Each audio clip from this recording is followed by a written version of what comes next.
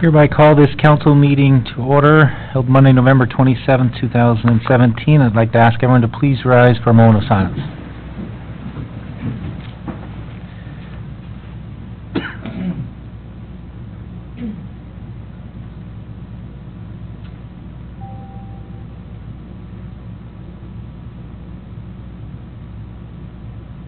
Please be seated.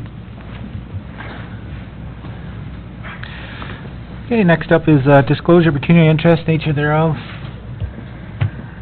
Seeing none, announcements from council and staff. Announcement from council? Councillor Watt? Thank you, Mr. Mayor. I'd just like to announce that the Blackstock Nursery School is hosting their annual pancake breakfast on Sunday at the Community Center in Blackstock. I believe it starts at 9 until about 1. Any other announcements? Council? Announcements from staff? Okay.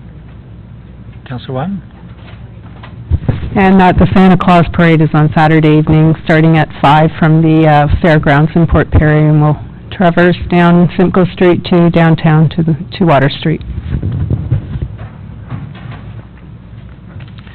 All right. Next up, we have any announcements from staff? No. So move on to presentations, item 8.1, and then followed by 8.2, Ms. Andrea Keeping from Canada Accord with Laurie Fox. Please proceed for your to the front here for your presentation on the Castle Harbour Drainage Study Report, and then following that, the Caesarea Drainage Study Report.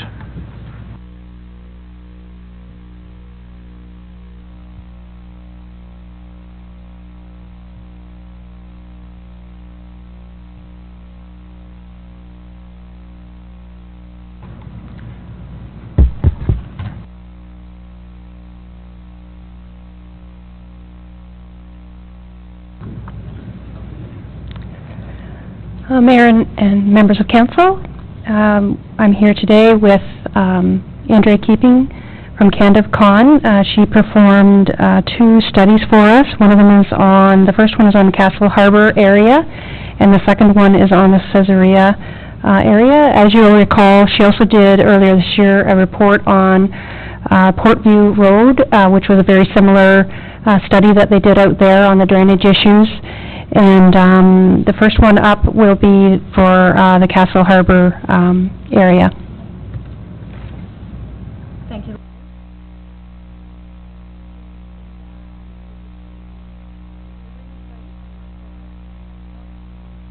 Just wanted to make sure your mic. There you go. Oh, there. Sorry. Yep.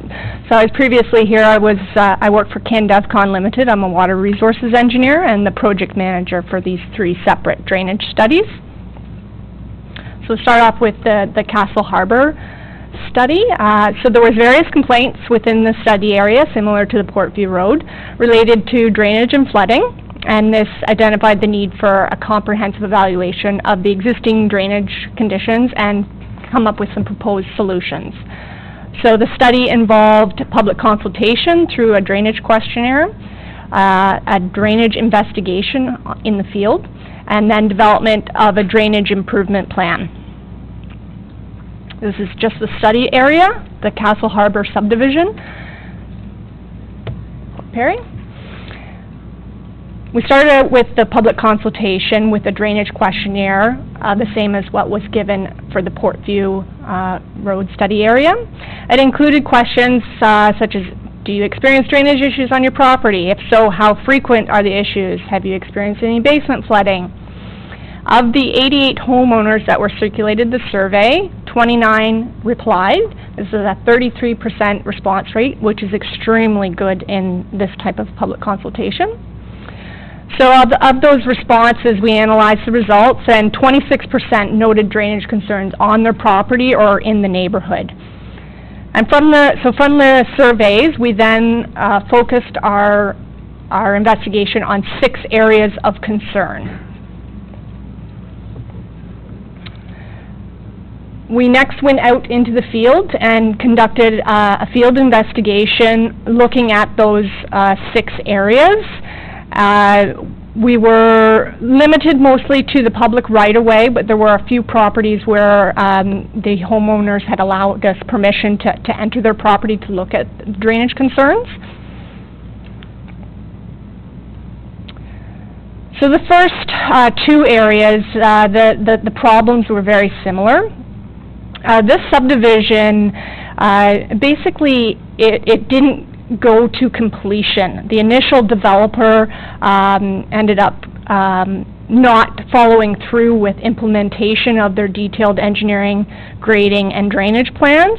And so the individual lots were sold off, and homeowners came in, received building permits, and then went forward with just their individual lot plans. So a comprehensive drainage and grading strategy was not implemented for the subdivision. And these first two areas of concern, that was very evident in what was happening with the drainage. As you can see on this figure, there's a large farmer's field, agricultural field to the north. And the original strategy was to have drainage be directed to two channels, noted with the yellow arrows. But essentially what is happening is that the drainage is not coming to those 2 points, but is sheet draining from north to south across people's private properties and causing problems. The next area is central to the subdivision, and so Cockers Cove Road is to the north with Stone Sound Road to the south. A similar type of problem basically occurring due to the fact that there wasn't a comprehensive grading and drainage plan implemented for this area. The original engineering drawings show that drainage is supposed to go from north to south, but it was supposed to be collected in a drainage swale along the rear lot line of the properties and then directed westerly towards the drainage channel. And since that wasn't implemented, essentially the drainage is just sheet flowing from north to south, going across private property instead of going to the public drainage channel.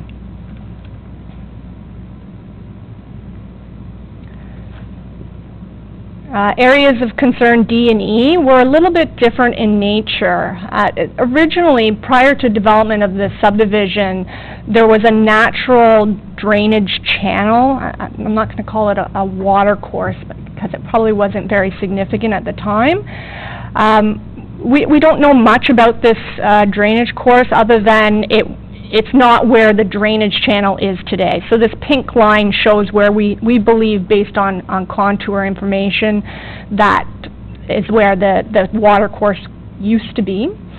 And we're not sure whether it was just surface water that was contributing to this feature or whether it was groundwater and surface water. And so a lot of the complaints in this area had to do with wet basements and flooding in the basements, as well as ponding in their rear yards.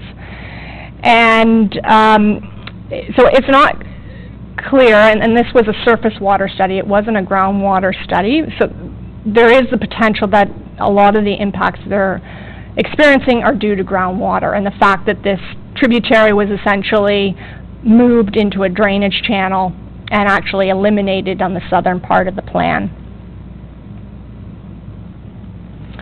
The last area is Area F, and its concerns aren't too extreme, mostly dealing with poor road conditions, and that's mainly to do with the fact that there isn't a proper drainage ditch on the side of the road. It's very flat, so the water ponds on the road as opposed to making its way to the ditch, causing the asphalt to deteriorate.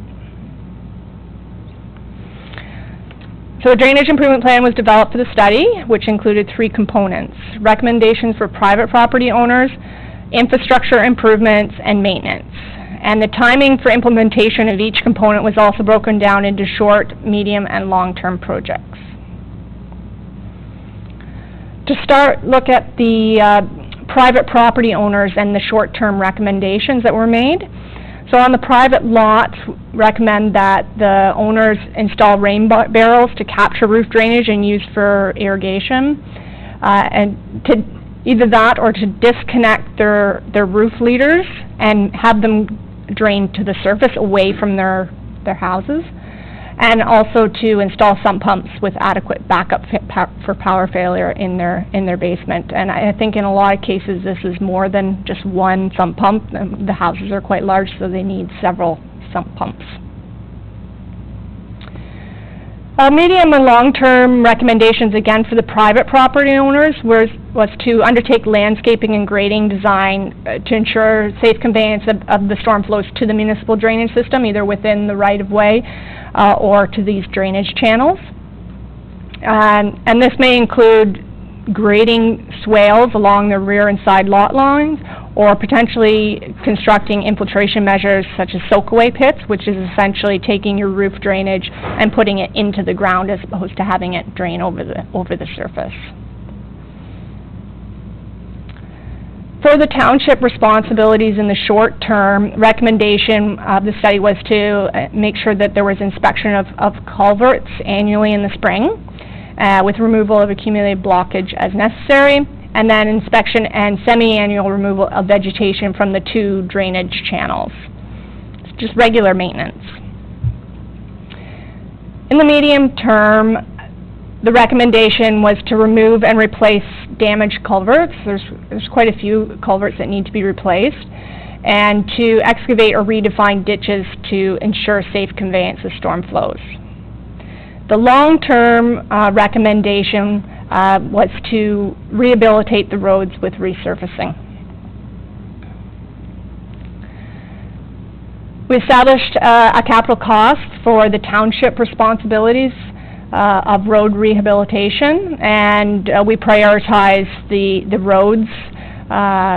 Segment 1, which is Cockers Cove Road, Segment 2, Castle Harbor Drive, Segment 3 as Stone Sound, and Segment 4 as Cockers Cove Road along the north section. And the total cost was $1.6 million approximately. So in summary, the recommended drainage improvement plan included infrastructure improvements, maintenance, and also recommendations for private property owners. The infrastructure improvements include long-term road rehabilitation and resurfacing by the township, and then the short and medium term were maintenance by the township, replacing culverts and catch basins, maintenance of existing drainage infrastructure such as the channel, excavation of existing ditches, and removal of vegetation. The recommendations for the private property owners will be conveyed to them in a brochure that will be issued to each of the homeowners, basically outlining what we've stated here today. Thank you for the report. Okay, so we'll stop for questions before going on to the next report. So questions from Councillor Back. Thank you through the mayor, and thank you for doing this study and that the township went with this. It's been a long time coming for this neighborhood. People have been experiencing this for a good 20, 30 years.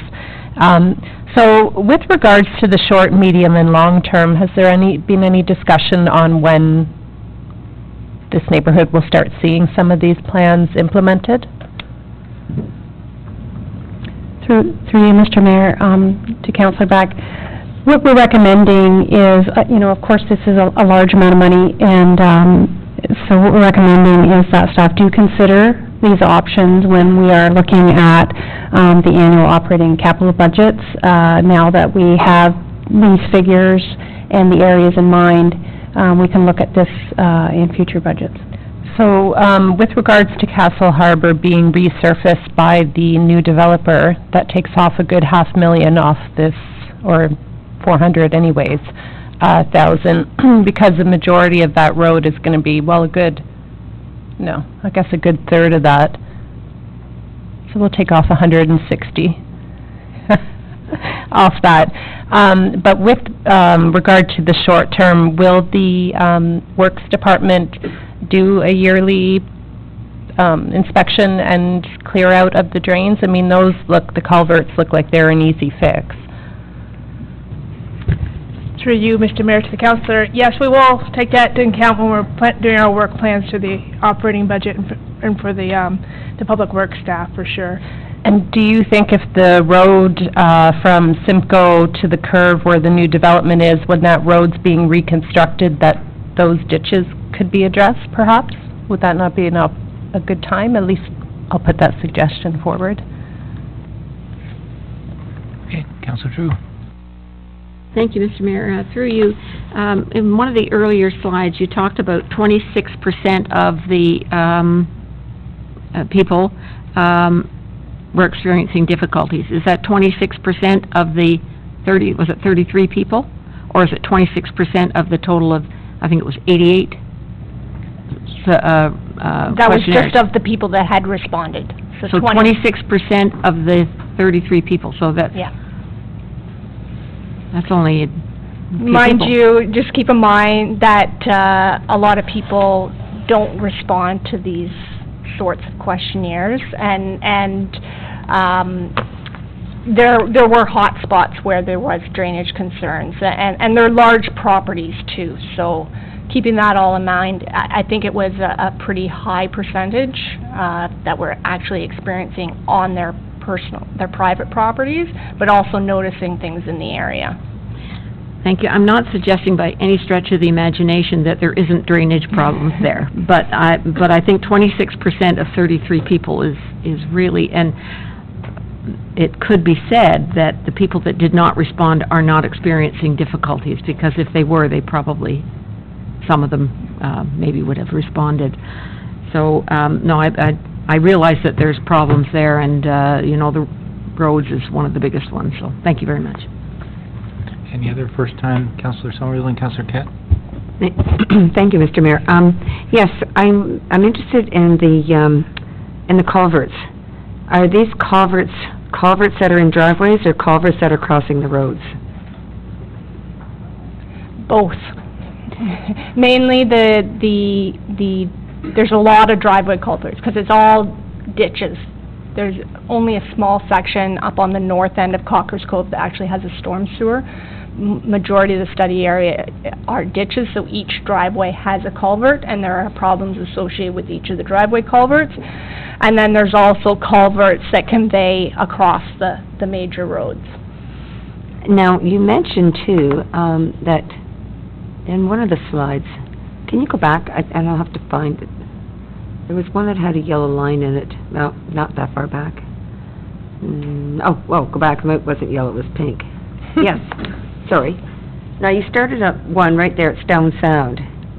Is that a waterway there, approximate location of the original tributary you've got there? Right, so Does it go north, up into the farmer's field there? Yes, it continues along the approximate location of the drainage channel at that location. And is there any water running through there now? We've had so much water this spring and summer and fall that it doesn't surprise me that they're not getting Yes, there was water in the channel when we were out there in the field. Now, that was in 2016, and it was a really dry year. Yep, that was. This year, there was a significant amount more rainfall. Now, does that go on down into the bay, that little pink line? Yes, that's correct. So the pink line doesn't exist anymore. Okay. So that was what was there prior to the subdivision being built, what we believe based on the information we have. And what happens now is that flows are conveyed along the blue, or I guess it's cyan line.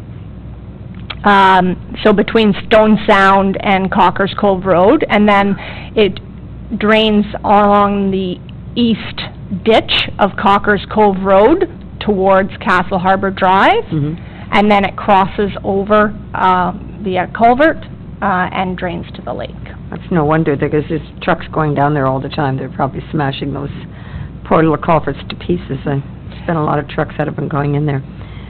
There is one spot just up by the Simcoe Street that there's a spring-fed pond up there. Is that causing any problems? There's actually quite a few ponds throughout this, so you can see in the aerial photo here. And I think again, this was a surface water study, so we studied what was coming from rain, but I think there are a lot of groundwater-fed ponds, and I believe the water course was also fed by groundwater partially, if not all. So is that causing, that particular pond on Simcoe Street causing problems? There wasn't anything identified. But definitely in this Area D, there were concerns with drainage associated with ponds. Okay, that's a cost, so if we decided to do, on the main roads, we did the culverts, do you know approximately how many culverts we'd need to do along there? Did you do a study on that? Not offhand, I can't remember how many exactly there are. Okay. I could provide that to you if you... Yeah. Okay, thank you. Councillor Kett?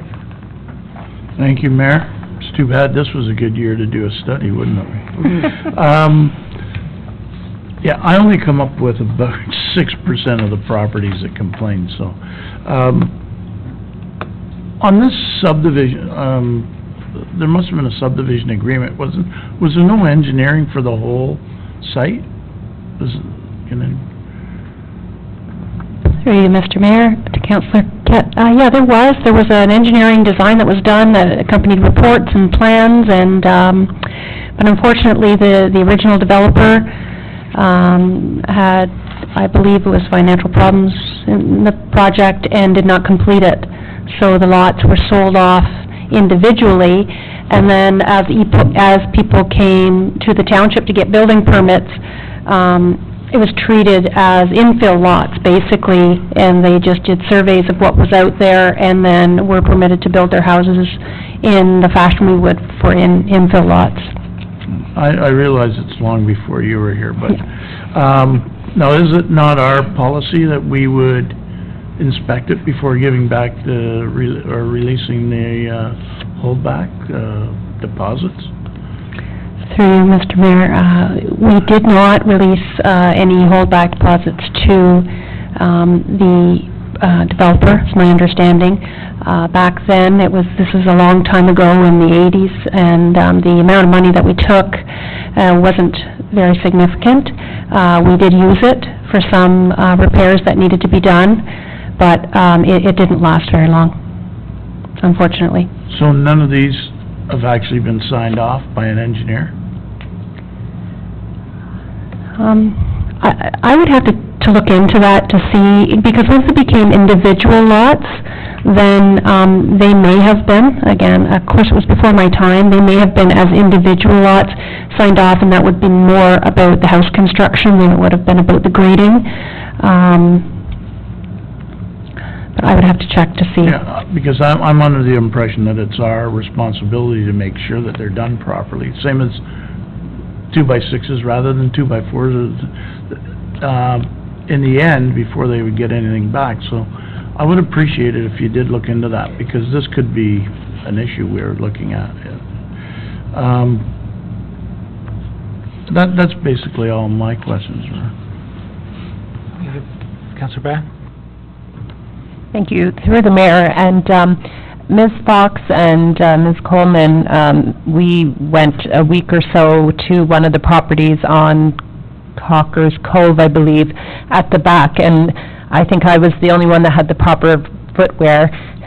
I wore my bogs, and I'm sure you still have mud on your, yeah, those, but we were sinking, and it literally was a bog. It was terrible.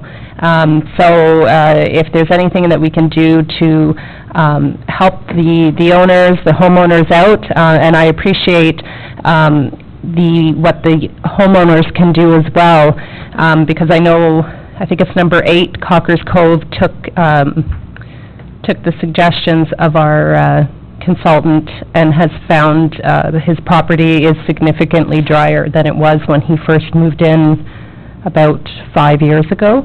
He was experiencing a lot of water issues and flooding, and by doing some of the simple suggestions that are in this report, his property has seen significant improvements, so hopefully that can be conveyed to the homeowners that get the brochure. Any other questions? I know the conservation authorities had rain barrel promotions on. Did the municipality have anything like rain barrel promotions? Or something where it's a pass-through? I'm just wondering about if that has been discussed with staff about having some sort of township-led to help with, mitigate with water problems, having some, even if it's at a cost or a flow through something, so. Or with the Conservation Authority, because I know Kawartha Conservation has the rain barrels, but sometimes people want more aesthetically looking rain barrels, like not the blue ones, but the gray, you know, the colored ones or more of a designed one, so. Have we had the rain barrels and all here, do you know? Mr. Mayor, since I've been here, we have not had a program for rain barrels. I have seen them in the area, in different areas of the region, so I can look into that and see if there's going to be a program run by either Conservation or possibly the Region of Durham that would include a sale of rain barrels or some sort of program for it, and I can get back to you with that. Or even if we coordinate with the Conservation Authorities and have a rain barrel day or something in the pre-spring or something like that, just to get the awareness out, and if that's a simple, cost-effective way to help with water issues, which I know many areas have water issues, looking at just what's around the area, so close to the lake, the proximity, and also this was 37 years ago, this development, so Mr. Mayor, it was quite a long time ago. I believe it was designed in the 80s. Yeah. So designs nowadays would be much more rigorous on the drainage, right? So that would, okay. Any final questions on this particular report? So I have a mover, Councillor Watt, second by Councillor Guillo, that this presentation be received. All those in favor? Carried. We'll move on to the next one.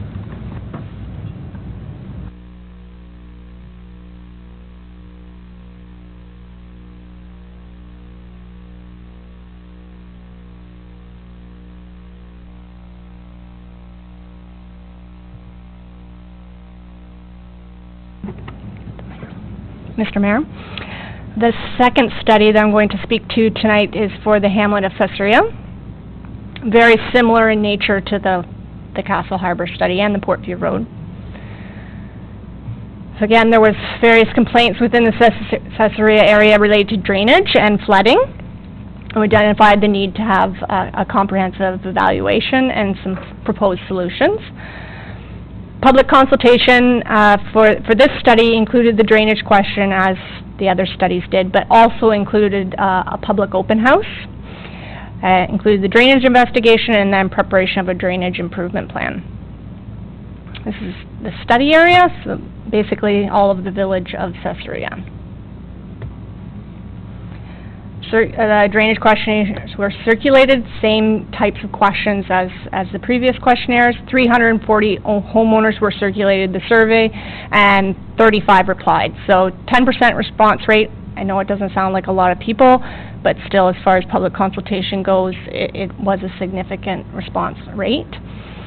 And of the responses analyzed, over 38% noted drainage concern on their property or in the neighborhood. And from this, we then focused in on 5 areas of concern where we were going to focus on our site investigation. The public open house was held Thursday, August 31st, just at the end of the summer, at the Caesarea Community Center. We had a very good turnout. It was a public open house. We had display boards. There wasn't a formal presentation, but we also had a map of the study area laid out on a table, and people were able to take Sharpie markers and sticky notes and come up and write on the map and illustrate where they were experiencing problems.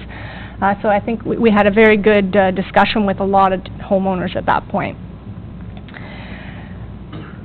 It was also an opportunity for the township to receive additional information, which we did. We received some photos and a lot of stories. So from there, we also did the field investigation in September 2016. We focused on the 5 areas of concern. Assessor area was a lot larger study area than the other two study areas, so we really needed to focus in on those areas with our field investigations. And so this was taking pictures, looking at culverts, following the drainage patterns, and where possible talking with homeowners. The drainage concerns throughout the study area, even though there was 5 different ones identified, had the same trends as far as drainage problems. And most of this had to deal with the fact that there was a lack of a formalized drainage system. So there's, this isn't a technical term, but a hodgepodge of drainage infrastructure throughout the study area: culverts, ditches, sewers, ditch inlet, catch basins, channels, and a lot of that infrastructure was aging and or damaged, and was requiring maintenance, especially with storm outfalls and ditches. And there's been a lot too of homeowner modification, whether they filled in their ditch or paved, did landscaping, whatnot, impacting the localized drainage. So this has led to flooding, ponding water, erosion, which in turn has led to deteriorating road conditions. This, I'm just going to flip through this. This was the existing drainage conditions. As you can see by the number of little arrows and symbols, that there is quite a bit of drainage infrastructure throughout the study area. Combined both with the regional infrastructure on Regional Road 57, as well as the township infrastructure elsewhere. Drainage improvement plan was developed for the study area, which included, as with the other plans, recommendations for private property owners, but also for future development, infrastructure improvements and maintenance, and the timing for implementation of each of the components as being short, medium, and long term. This is an illustration of that drainage improvement plan, which summarized includes maintenance in the light purple of the drainage outfalls to the lake, so just 2 locations up by Rowan Street. So that would be removal of vegetation and looking at the maintenance of the culverts and ditch inlet catch basins. The orange represents where we're recommending repair and replacement of existing infrastructure, and also rehabilitation of the roads. And the third category is in the blue, which is a full road reconstruction and implementation of a proper storm drainage system, either with ditches or sewers. So it's the same slide as before for private property owners, but also for developers if someone's coming in and purchasing a property and redeveloping the lot. To install rain barrels, disconnect roof leaders, and install adequate sump pumps. Again, we're close to the lake here, so there are problems with basement flooding. Again, undertake landscaping and grading designs on their property to make sure that their drainage gets safely to the municipal drainage infrastructure. And also for these areas, we recommended for future development that all driveways have positive drainage away from the garage and homes, so that you don't have drainage that's coming off the public right-of-way and draining into someone's house. Township responsibilities: inspection of catch basin manholes annually, as well as inspection of the storm outfalls to Lake Scugog, ditches, culverts, including removal of vegetation and sediment. The medium and long-term recommendations can be summarized as improving the existing infrastructure that's there on Pier Street, Center Street, Pine Street, First Street, 42nd Street, and Pleasant View Avenue north of Center Street. And then full road reconstruction for Heron Street, Lakeview Avenue, Pleasant View Avenue, Rowan Street, Park Street, and Marina Drive south of Regional Road 57. Also with the long-term improvements, we recommended if we were looking at doing full road reconstruction that it provides an opportunity to look at improving water quality of storm discharges to Lake Scugog. Capital cost for the township responsibilities was undertaken for the road rehabilitation projects, approximately $775,000, and for the long-term road reconstruction, $1.6 million. Just in summary, basically, the improvement plan included maintenance by the township, as well as infrastructure improvements ranging from medium-term road rehabilitation to long-term road reconstruction, and also the homeowner improvements that they can make, which will be conveyed to them in a brochure similar to the other neighborhoods. Thank you for that report. Questions from council? Councillor Watton. Thank you, Mr. Mayor. I know that some of the road work has been done this summer, and I'm just wondering if the ditching and the recommendations contained in this report were taken into consideration.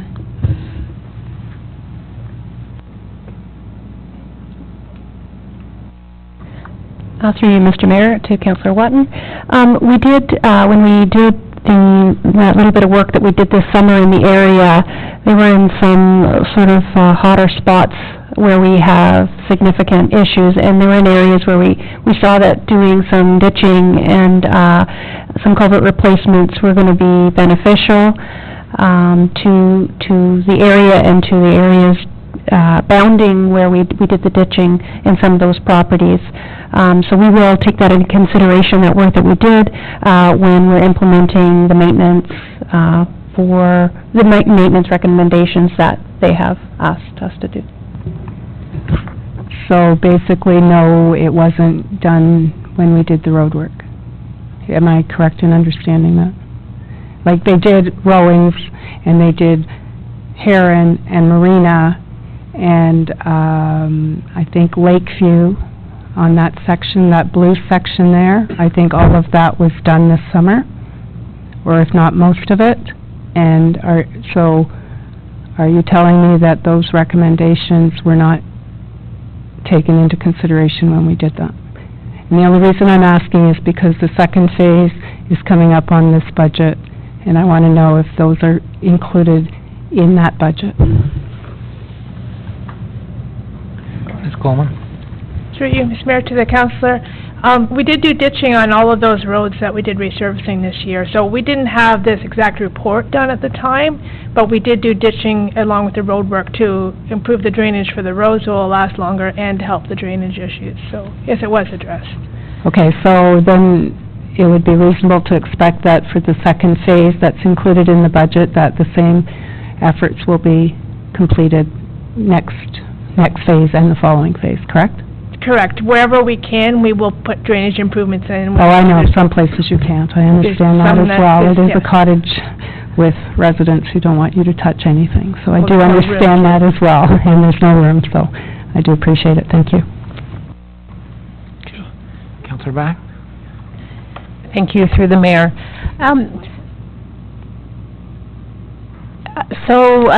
With these roof leaders, and I've seen it in Toronto as well, where they say disconnect the roof leaders.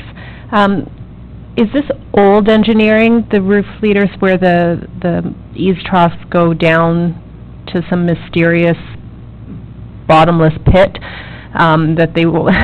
Because it seems like that's the current is disconnecting. What's the rationale for that, even in City of Toronto?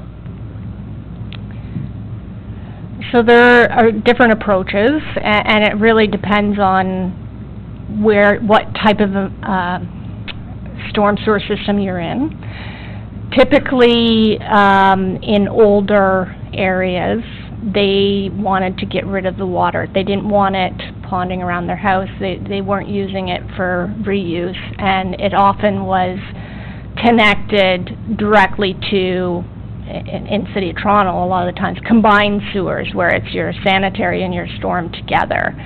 And they've, in more recent times, in a lot of urban areas, if your lot frontage is really small, what the township and other municipalities require is that you connect that roof drainage to the sewer because they don't want it draining over the sidewalk and icing in the wintertime.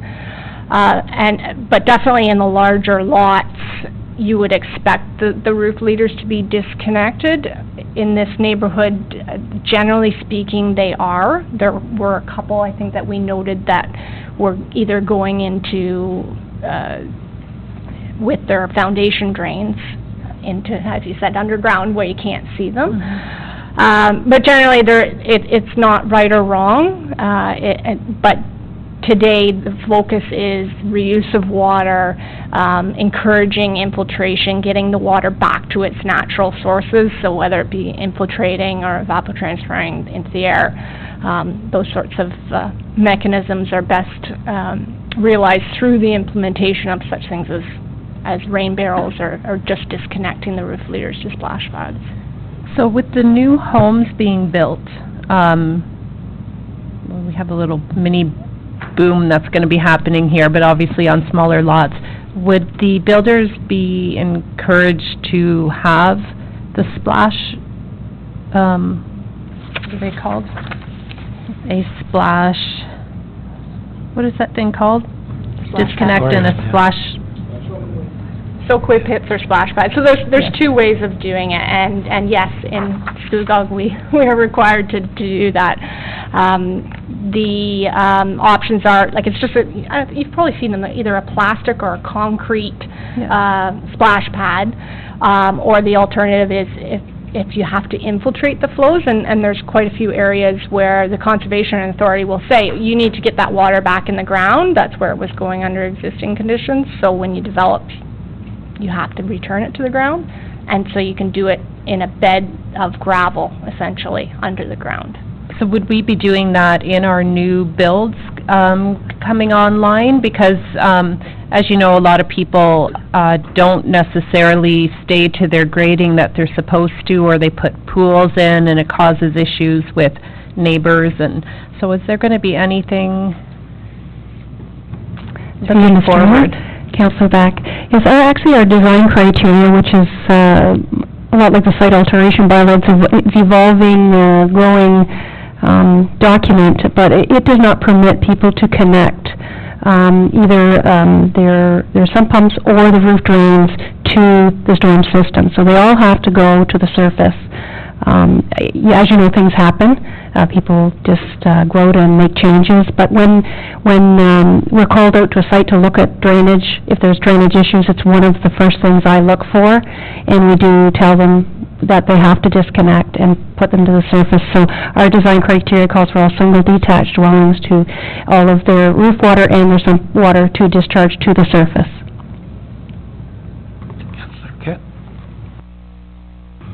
Thank you, Mayor. Through you, I just wanted to mention that it is quite a challenge to have positive driveways on the lakefront, and we've noticed that in a few.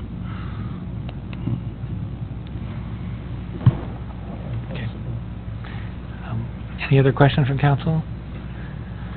Okay, so I have moved by Councillor Watton, seconded by Councillor Guido, that the presentation by Ms. Andrea Keeping of CanadaCon Scissor Drainage Study report be received. All those in favor?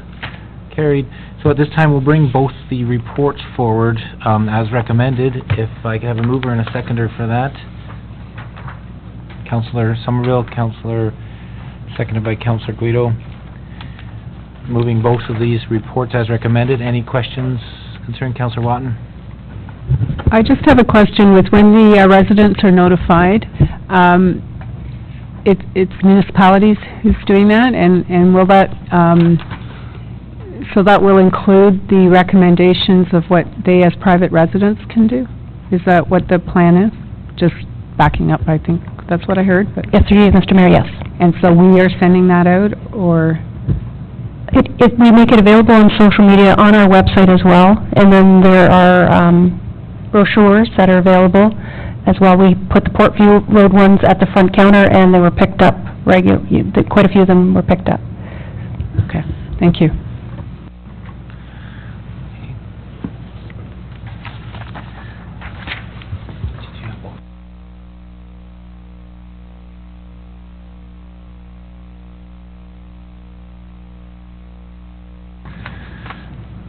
So I'm just doing these separately, those two, because Councillor Watton had pre-moved the Caesarea one, so I'm just going to keep it as the first one is moved by Councillor Somerville, seconded by Councillor Guido. Any final questions on the Castle Harbor drainage study? Seeing none, all those in favor? Carried. Second one moved by Councillor Watton, seconded by Councillor Somerville.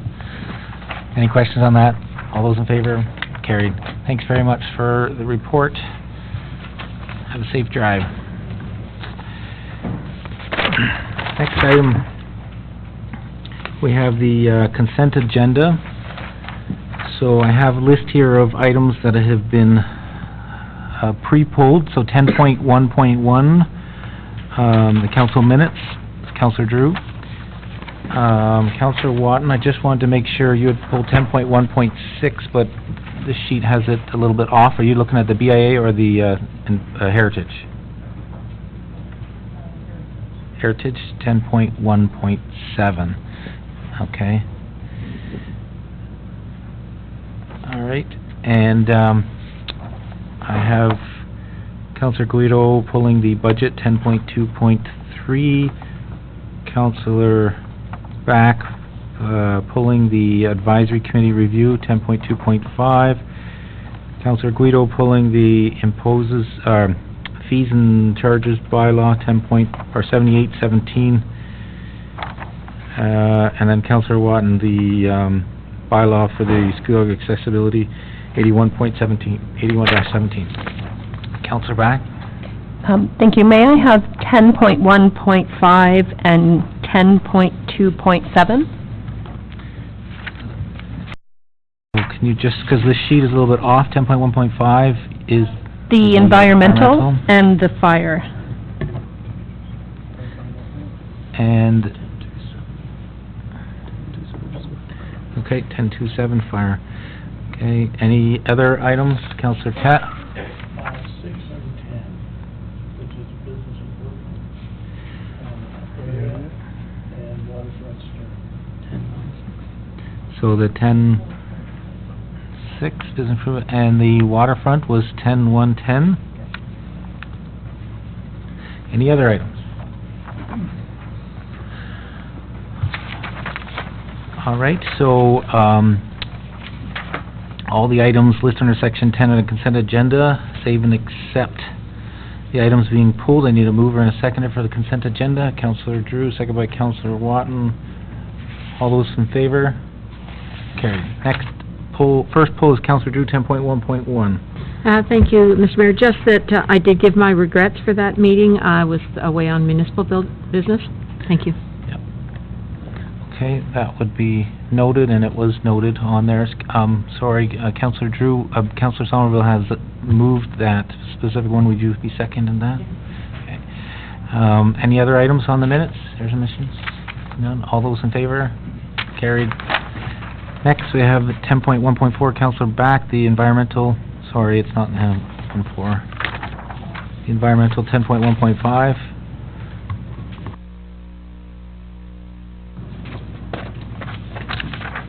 Give me a second here.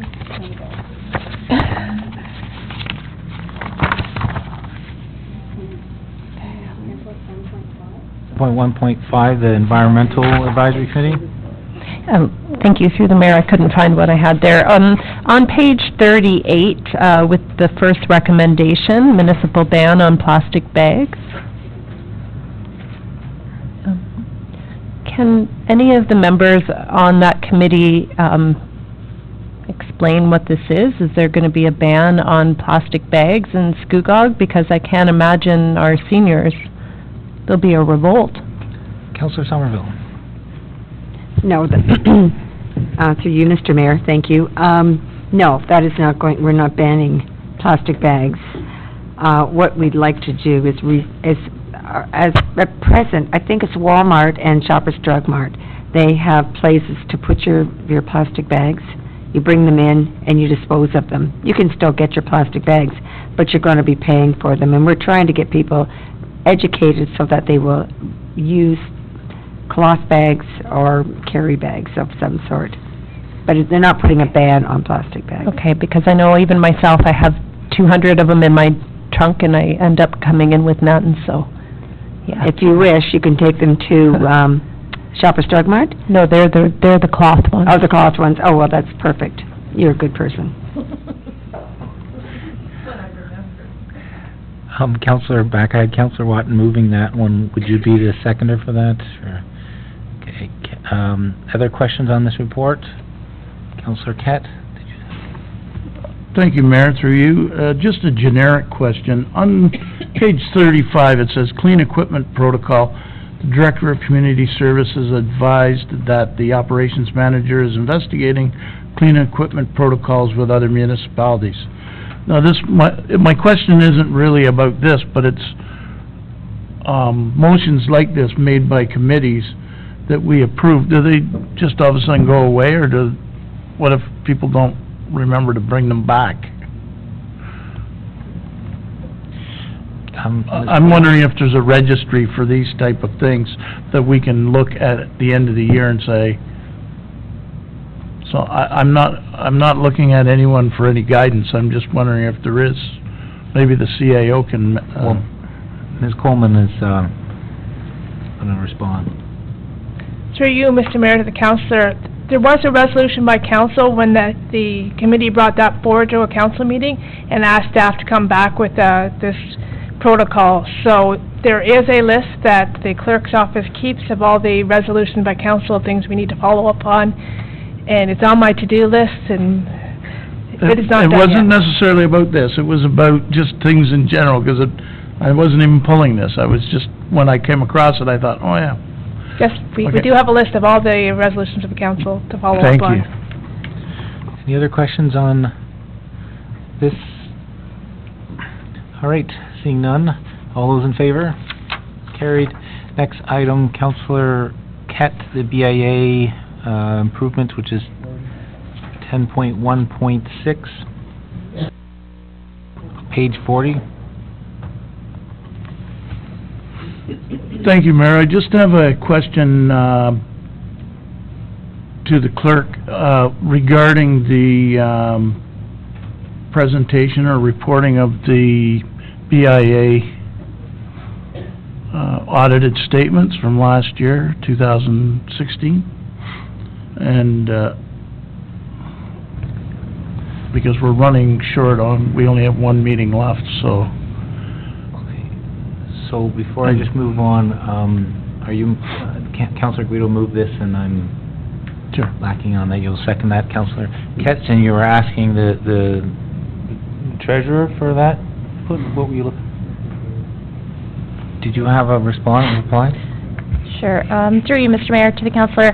I have been following up with the BIA to see if they could provide some feedback on the 2016 events that were done. The financial statements for the BIA were actually brought forward in September, I believe, when we determined that the mayor and myself were going to sign them, so they did come forward already. But we are working with the BIA to provide some details on 2016 events. Okay, so I'm just going on the fact that, like, through the Municipal Act, it has to be a report from them coming forward on that.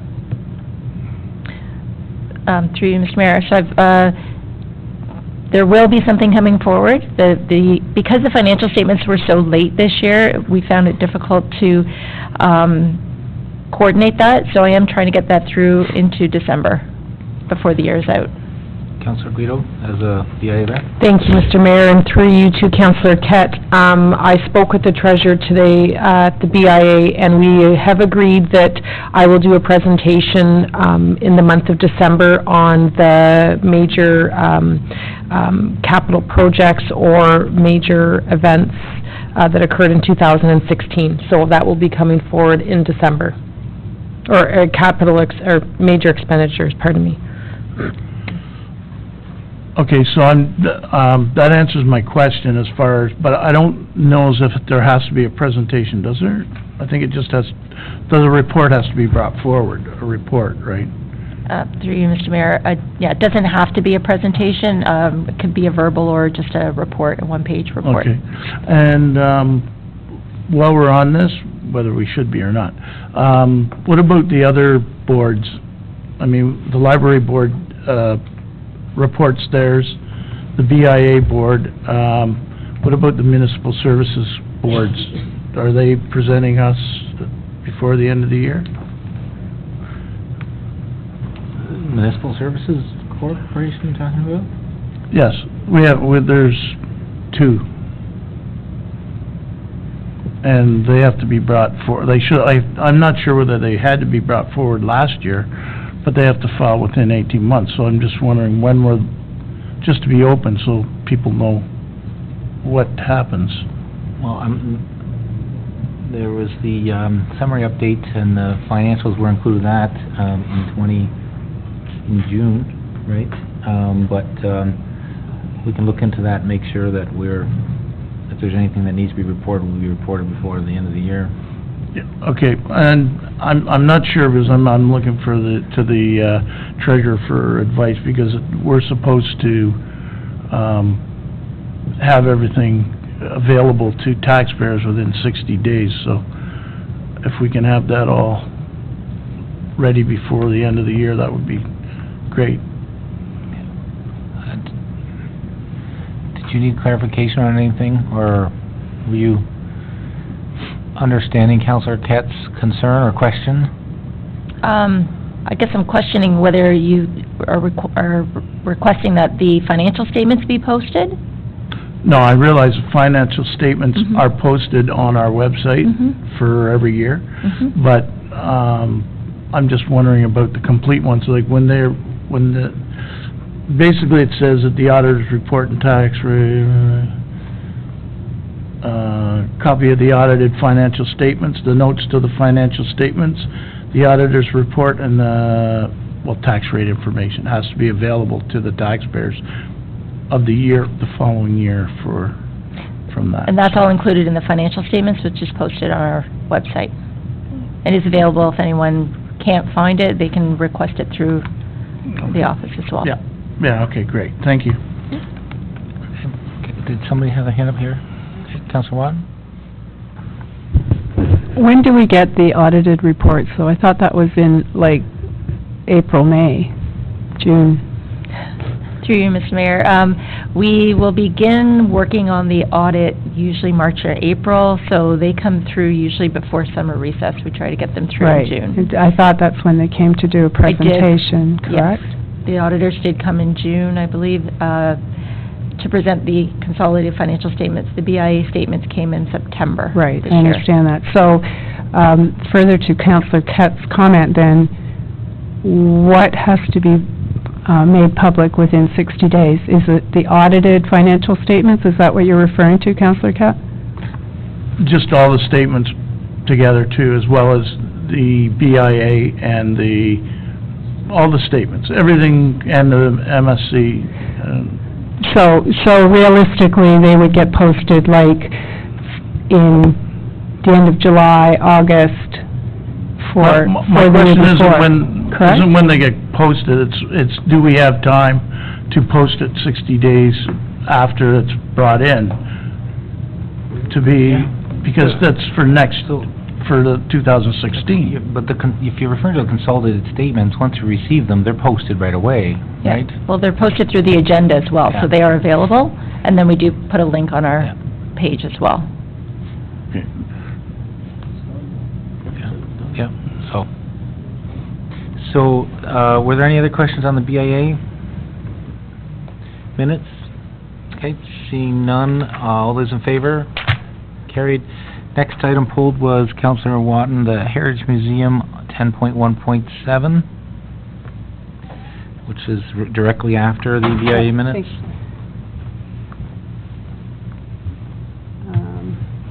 I just have a question, if I might, to one of the members of the Heritage. In this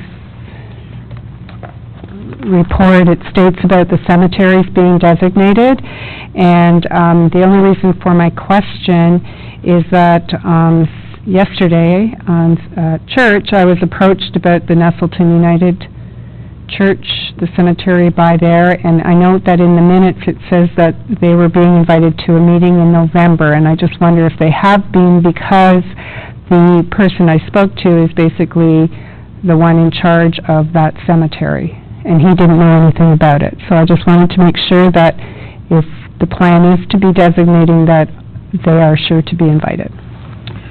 As far as I know, everybody was invited, but none of the people in the graveyards are complaining about it.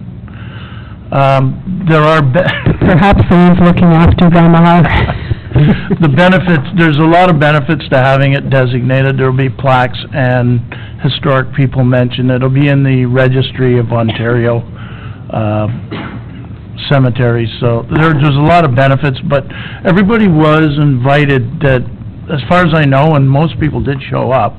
So I thought it was just the Blackstock United Church. No, this is on page 44, and it's a list of the new ones.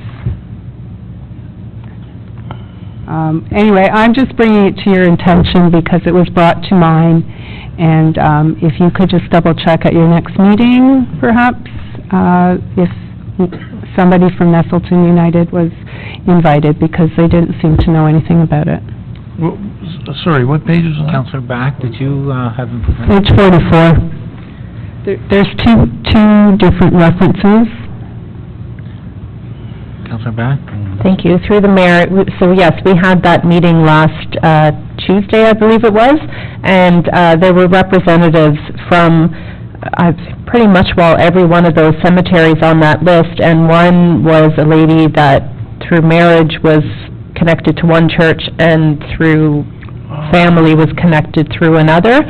Most of them were board members of the cemeteries, and I know two of them wanted to go back to their board.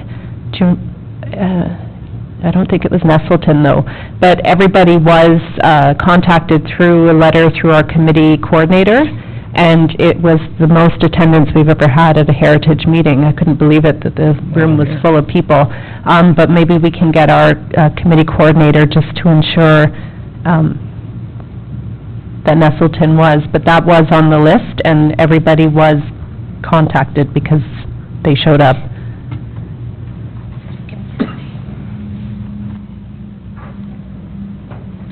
Any other questions on this particular item? It was moved by Councillor Somerville, seconded by Councillor Drew. All those in favor? Carried. Next item, Councillor Ketskug, Housing Advisory Committee, is that the one that was pulled? No. Waterfront, sorry, which was page 74. Sorry, I've got a move. Moved by Councillor Somerville, seconded by Councillor Drew. Councillor Cat. Thank you, Mayor. Through you, I just have some notes on some of these on page 2, page 75 at the bottom. I see one of the dots is foundation needs to be underpinned. I didn't see that in any of the report. What I did see is that the foundation should be pointed, which there's a big difference there. And the floor and the roof requires reinforcement. I also have some concerns with concerns that were raised that the career report did not mention the ACOM audit that had been prepared in 2015. If somebody could answer a couple of those questions for me. Mr. Heritage, do you have any wisdom to enlighten Councillor Cat? Through you, Mr. Mayor, to the councillor. In terms of the foundation needs to be underpinned, that's in reference to the supports that are underneath the existing concrete foundation or underneath the concrete floor. The report recommended that the concrete floor be removed and replaced, as well as additional supports to support the new floor be incorporated within the old mill. Well, I mean, I have problems with that because the foundation doesn't need to be underpinned, but I agree with what you just said, as the floor was poured on top of an existing wooden floor, and it's not proper technology for these days. But I have a problem with, a huge problem with the the wording in there that says foundation needs to be underpinned.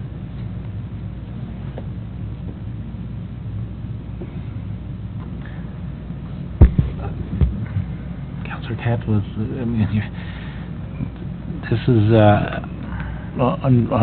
Okay. And yeah, so what are you looking for there? You're just looking for well, clarification? I don't believe that that's what the engineered report says, and so it's mentioned here, and I want to bring that to the attention.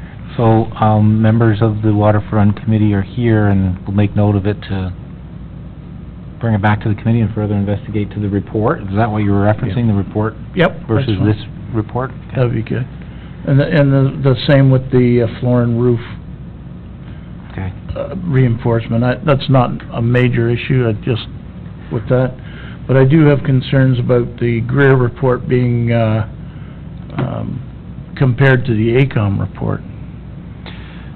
Well, just to put this all in perspective, this is just a highlight of the report to the committee, right? The actual report hasn't changed, and the actual report would be referenced. So I'm not sure what you're looking for, if you're just looking for clarification or correction of this report to Yeah. what's actually in the report? Is that Well, what I mean, what I'm really looking for is the fact that I want that the committee to be aware. Everybody's not an engineer on the committee, so they wouldn't really be able to read it. But I think it may be misleading in some of these situations. And with the Greer report, it was, I was actually part of helping with that report, and it was far superior to the AECOM report. The AECOM never even went in the building. Okay, we, the past, or one of the Heritage people and myself had the basement, the crawl space vacuumed out so it could be inspected. I mean, that was, well after the AECOM report was even made. So you haven't documented a few of these discrepancies, or that you're just highlighting, and that's all you want to do is make sure that they're highlighted and correctly communicated to the committee, or on this through the future report? I would like the committee to be brought aware of that. Councillor Drew, did you? Thank you, Mr. Mayor. The AECOM report was done before this term of council, and it was just a very high-level report, and yeah, they did go into the mill when they did their study. And I just have to ask Director Heritage, this underpinning or whatever it is that Councillor Kett is concerned about, are you saying that was in the report from Greer? Through Mr. Mayor to the Councillor, the underpinning that I'm referring to dealt with the existing supporting structure underneath the existing concrete floor. That needs to be replaced as well as the floor. That's what was recommended in the Greer report. It seems to me that I remember that as well. Thank you. Councillor Kett, you continuing on? Yes, and to that point, we were told at the presentation of the AECOM report that they did not enter the building. You know, and you know what? That's fine. I think that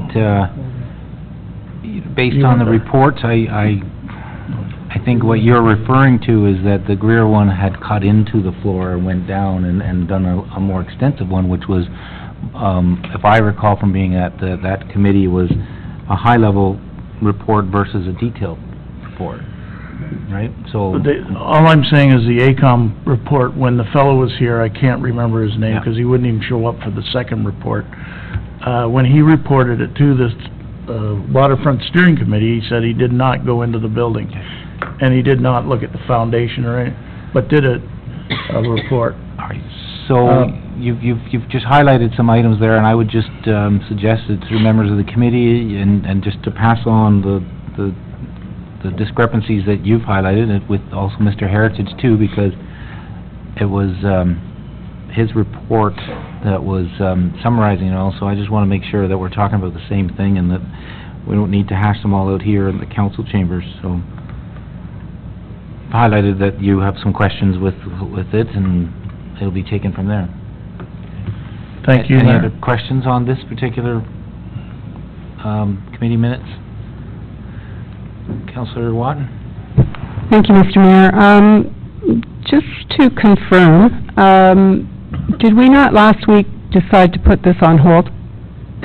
So that, I'm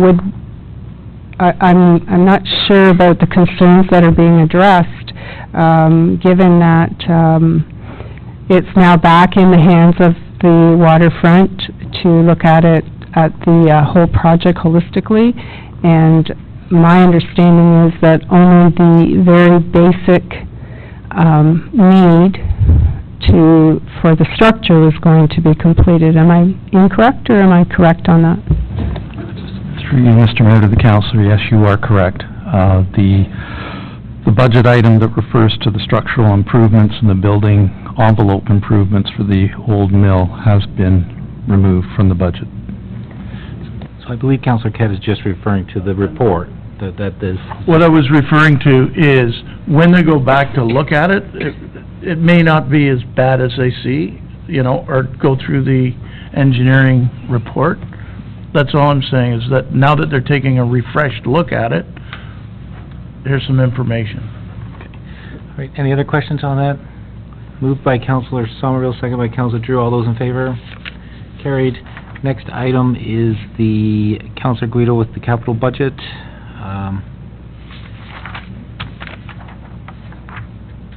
Moved by Councillor Guido. We need moved by Councillor Guido.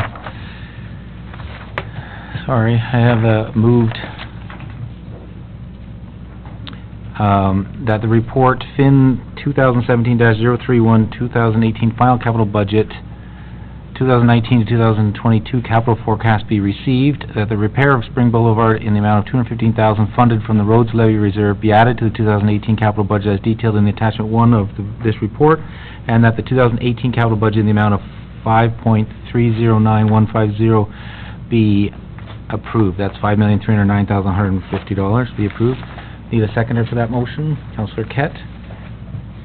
Questions on the report, the capital budget, the motion, starting off with Councillor Back, then Councillor Watton. Sorry, I thought you were going to pass that quickly. With regards to page 114, DEV 008, the waterfront strategy review, for $15,000. What page is that?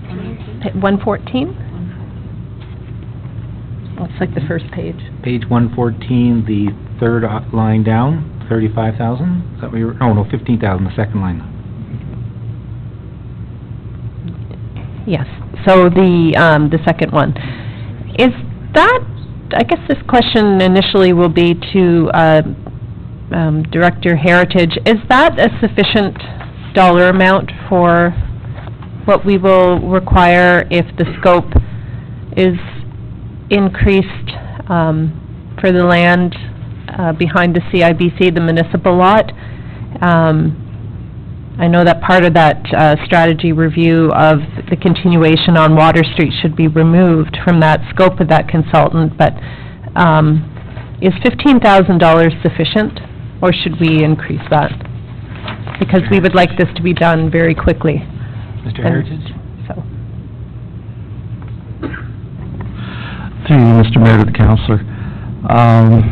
Based on what has been discussed, or what was discussed last week, by incorporating the parking lot, the township parking lot behind the CIBC, I would suggest that perhaps a financial analysis or a pro forma would be required in addition to a land use review and some landscaping or architectural landscaping designs may be required as well. So perhaps the 15,000 is slightly low for what's required. And I know that we should be removing some of the scope of it, but, with regards to furthering down on Water Street, was included in this, but maybe that can be removed from this. But can I then request, or if if it does increase, do we have the ability to just come back to council, or should we do it now to put an increased dollar amount? Through Mr. Mayor to the councillor. To respond to the first question in terms of the study area, staff is recommending that we take a look at all the lands along the waterfront that are owned by the township. So that extends from south of the library, basically down to Voss's, the supermarket, independent supermarket. The township owns land down there as a trail, so it would include the ball diamonds, the tennis courts, and then up further north to where we're specifically focusing on the Phase 2 area. The second question dealing with bringing it back at a later time, I would suggest that we deal with it now. Okay, and so with regards to the scope of that study, I would either respectfully ask that it gets concentrated to just the Phase 2 Waterfront Steering Committee's mandate for now, or that could be Part 1, and then Part 2 can continue later on with all the way down Water Street to 7A. I think we need a more concentrated study, because if you involve longer, it's going to take longer. And so, we can hash that out after. Can I just respectfully ask that we increase this dollar amount and the director can give a number? First, I'm going to ask Ms. Valentin about the timing, because you were asking whether to do it now or later in the year. So I know what you're going to say on that. It might be suggested, if we don't have a solid number or estimate at this time, that if a consultant is hired and it is awarded, that it could come back at that time and additional funding could be requested once you have a firm dollar.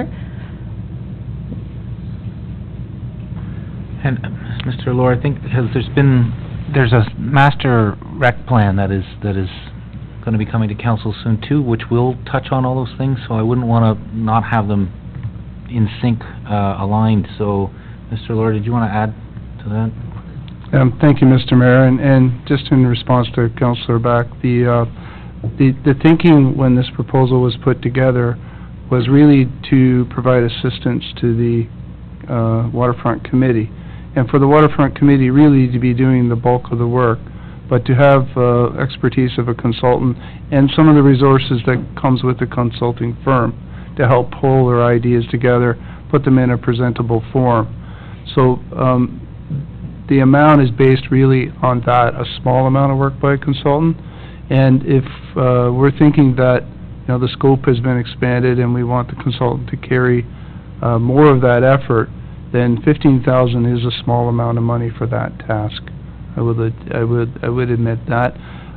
With respect to what's being looked at, from staff perspective, we'd rather not piecemeal the waterfront. The last time the waterfront was looked at, as Mr. Heritage had described, from Voss's through to Birdseye Park, was in 2008, almost 10 years ago. And we should, although focus on the area that you're mentioning, Councillor Back, that area between the library and Queen Street, south of Water, we need to also turn our mind to the rest of the waterfront, in our opinion, and not just deal exclusively with that area. So may I ask then if the committee will be working on a closer basis with the consultant, that in amongst their sort of larger scope project, that they can also sort of drill down on the specific area that we're wanting to, so that we can move ahead and get going with the potential project in the near future, instead of having it sort of bogged down in a larger project. Is that a possibility? Of course, we could, like I was mentioned, we could focus on that, have a focus on that area, but still turn our mind to the entire waterfront. Mm-hmm. I think that's very important. And I think the words of the treasurer are worth keeping in mind. The first task would be to prepare terms of reference with respect to what the Waterfront Committee would like to undertake and what work they would like the consultant to do in that respect. So then when that terms of reference goes out as an RFP, we could get bids on that project, and then if those amounts are higher than the budget amount, it could come back to council requesting more funds. And that turnaround time can be rather quick? Well, I think that you've got, keep in mind that a terms of reference needs to be developed, an RFP needs to happen, and then evaluated and reported back to council. So it's not like a quick turnaround. You're talking about, and you've got the holiday seasons in between that, so you're talking about something in the new year. Oh, no, New Year's fine, I just don't want to have late spring, summer. Well, you're probably talking about February-ish. That's doable. Okay, thank you. Councillor Watton?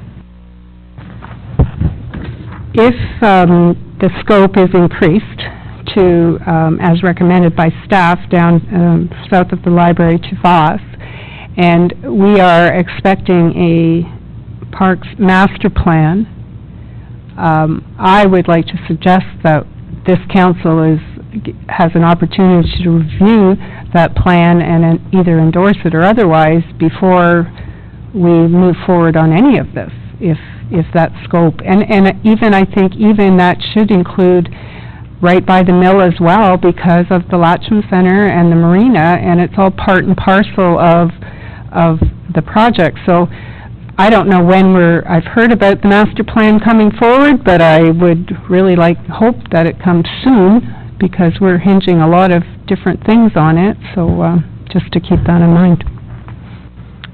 Thank you, Mr. Mayor. In response to the councillor, that's a very good point. In fact, staff have been working on the the Parks Recreation Culture Master Plan for some time. We are planning to bring that, a briefing to council forward on December the 11th, and then going to the public early in the new year.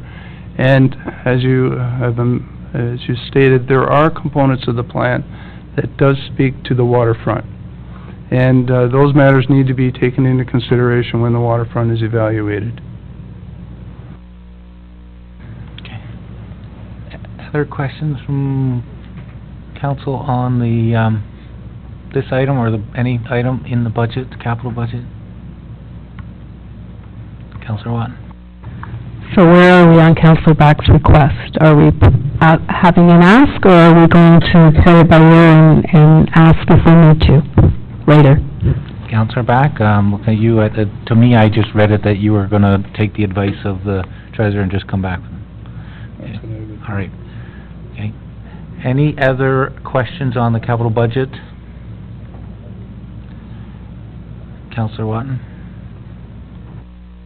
Yes, with respect to Spring Boulevard, and respecting that the roads levy reserve is to be used, I would just like to know, if we approve that, what our balance would look like in it, and when we might be able to have something in it that would allow for a road construction or repair that is substantial, because if I do my math correctly, it'll be 2020.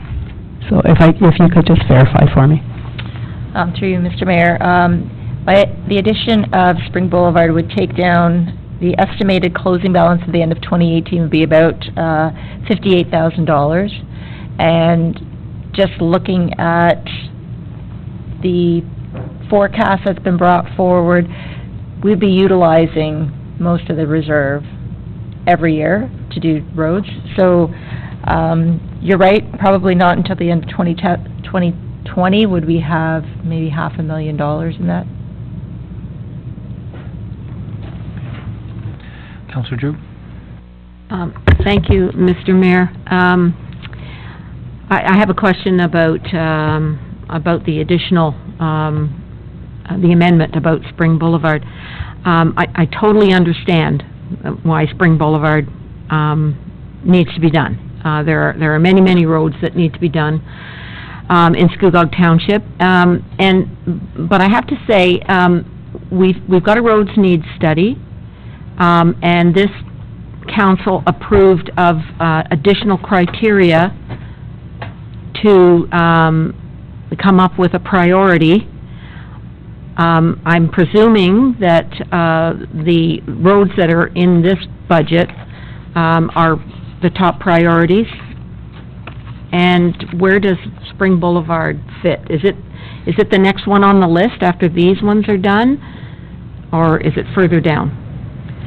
Through you, Mr. Mayor, to the councillor, it is further down the list. We do recognize that it is in poor condition and needs work done, but it is not the next on the list for priorities. It's a little ways down. Then I guess I have to question why we ask staff to go through the extra criteria if we're not going to follow it. I mean, I totally understand. I got a bad road too, you know, and but my philosophy is my road didn't make the list, so it's not fair to the other people and the other residents in Scugog Township to bump up one road in favor of another when it's not on the list. So I just like, why are we doing this? Why do we have a roads needs study? Why do we approve a criteria? This is how it came out, and we're not following it. I think we're opening ourselves up to having a lot of pressure of who screams the loudest, and they'll get their road done. And I'm not suggesting any criticism of any residents on any street in Scugog Township, but it's just that we do have a list, and we appear not to be following it. Thank you. Councillor Guido? Thank you, Mr. Mayor. In response to Councillor Drew's questioning, first of all, as all of council will recall, it may not be the squeaky wheel, but it was one of the largest areas of discussion on our budget survey. The whole point of doing a budget survey is to understand what the people of the township are looking to see done with their budget. It is probably unfair to think that every councillor is able to travel every single road in the municipality. That's why we rely on the residents to identify the areas. If any council member would like to take a drive on that road after it's rained, you will see why the residents on that road severely have a need to have their road repaired. It's not just a matter of potholes. It's a matter of dodging puddles and potholes. The road is running off into people's driveways. Honestly, I have received pictures from residents who have taken video of the runoff that's coming onto their property. So yes, it may not be on our roads needs study, and perhaps when that study was done, no one went out to it on a rainy day. But again, the point of asking the public to provide their feedback is for us to think, okay, we don't travel all the roads, we don't see all the sidewalks, but this is highly identified by the population that filled out the survey, that there is an issue with Spring Boulevard. It's not just a recent issue. There's residents on that road that have been waiting for repairs for 10, 15 years.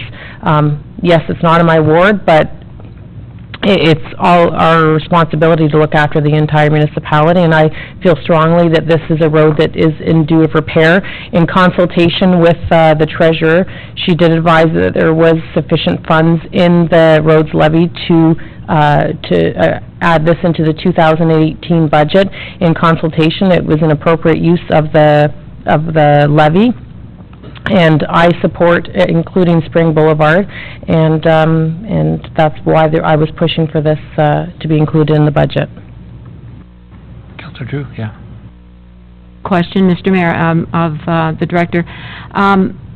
When the staff was working on on exercising the criteria that we set out as a council, did they travel all the roads? Through you, Mr. Mayor, to the councillor, we didn't travel all the roads in the township. We do a need study every 4 years, and all the roads are traveled at that time and assessed. I personally, as part of this budget preparation, traveled many of the roads that came up in questions, things that were included last year in the forecast, to get first-hand experience of what the condition of the roads were. So I have traveled many of the roads in this budget. Councillor Tet?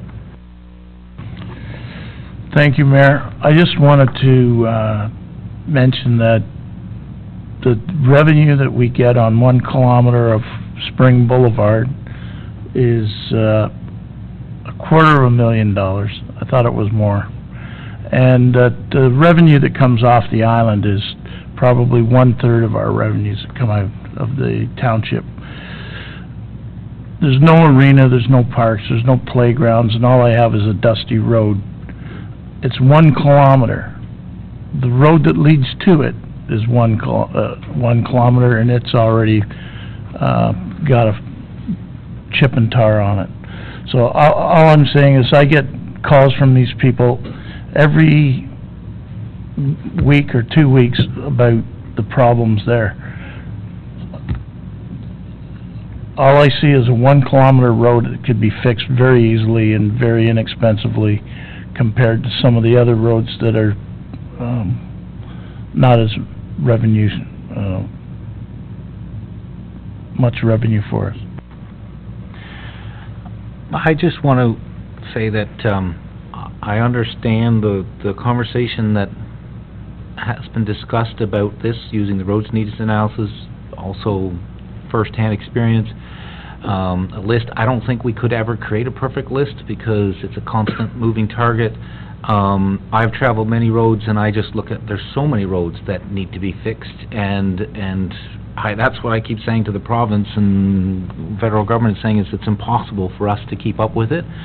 I have traveled Spring Boulevard when it hasn't rained, when it has rained, and it is, in my opinion, one of the worst roads, and my understanding is for a long time it hasn't been dealt with because of the potential development that was across the street, and that's been, with the conditions that are based in there, it may not get developed for decades to come, because it's been on the books for, as far as I know, a couple decades now. So to me, it's by no means a asphalt or an urbanization of it. It's a hard top tar and chip. So, and what I read is that it's going to be a continuation of repairing the other side. So I do support this because it's a gravel that has to be graded. It takes away the grader usage in that area. So I do support this, and I'm not viewing it as just a squeaky wheel gets the grease. I view this as a warranted road, and staff have been asked to bring back the extra report and the funds coming out of the road levy. So I understand your comments, Councillor Drew, but I also understand the residents' concerns and why it was brought forward. So could we divide the motion, please? Is it 1 and 2 as the report? Sorry. Could we divide the motion, please? Is it 1 and 2 as on page 108, and then is this part 3 for the... No, it should be in front of you there.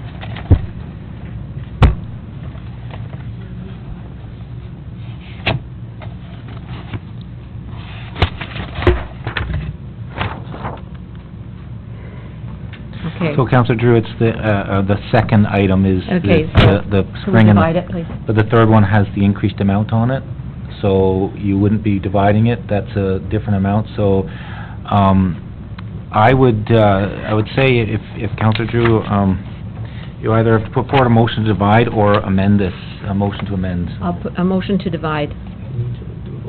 Let's Yeah. divide. So, and again, Councillor Drew, it's the 3 is attached to item 2, so I don't know if you're just doing the receiving. And we do one at a time. Okay, so motion to divide each of the items, and it's in order, so it can follow that logically. Seconder for the motion? Councillor Rack? Is there questions? I'm sorry, Mr. Mayor, didn't we already move the motion? Yes, but this is a motion to divide, to split up each of the pieces of the motion. So we'll deal with one at a time. So, seconder for the motion was Councillor Back. Okay, Yes, and may I ask for a recorded vote for 1, 2, and 3, please? sure.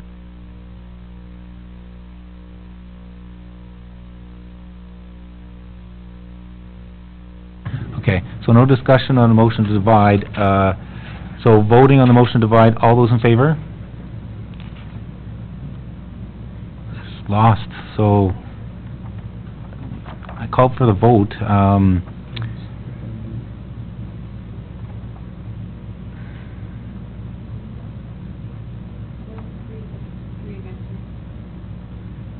So, motion to divide? Okay, I'll call it again. Motion to divide. All those in favor of the division? Okay, it's carried. Then, we're dealing with, item 1, the capital budget still. And before we vote on that, I need to know if there's any more questions on the budget. Councillor Watt. I just have one in it really,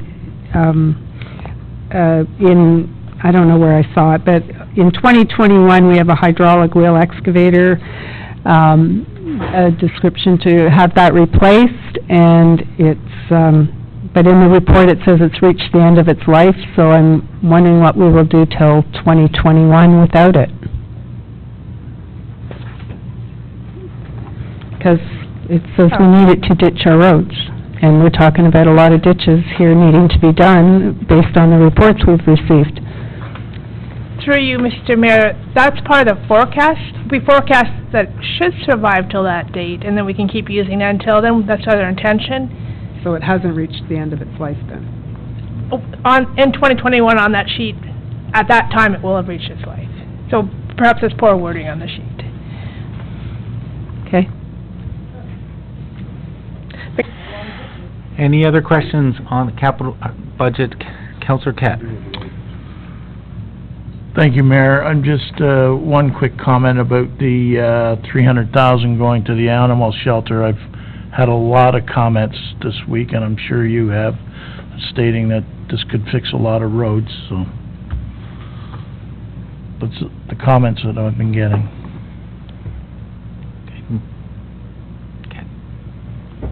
Any other questions on the capital budget? Okay, so clarification from Councillor Back. Did you call for a recorded vote on all 3 motions? All right. 2? Okay. All right. So item number 1, receive the capital report. All those in favor? Carried. Item number 2, which is that the repair of Spring Boulevard in the amount of $215,000 funded from the roads levy reserve be added to the 2018 capital budget as detailed in attachment 1. Mr. Clerk?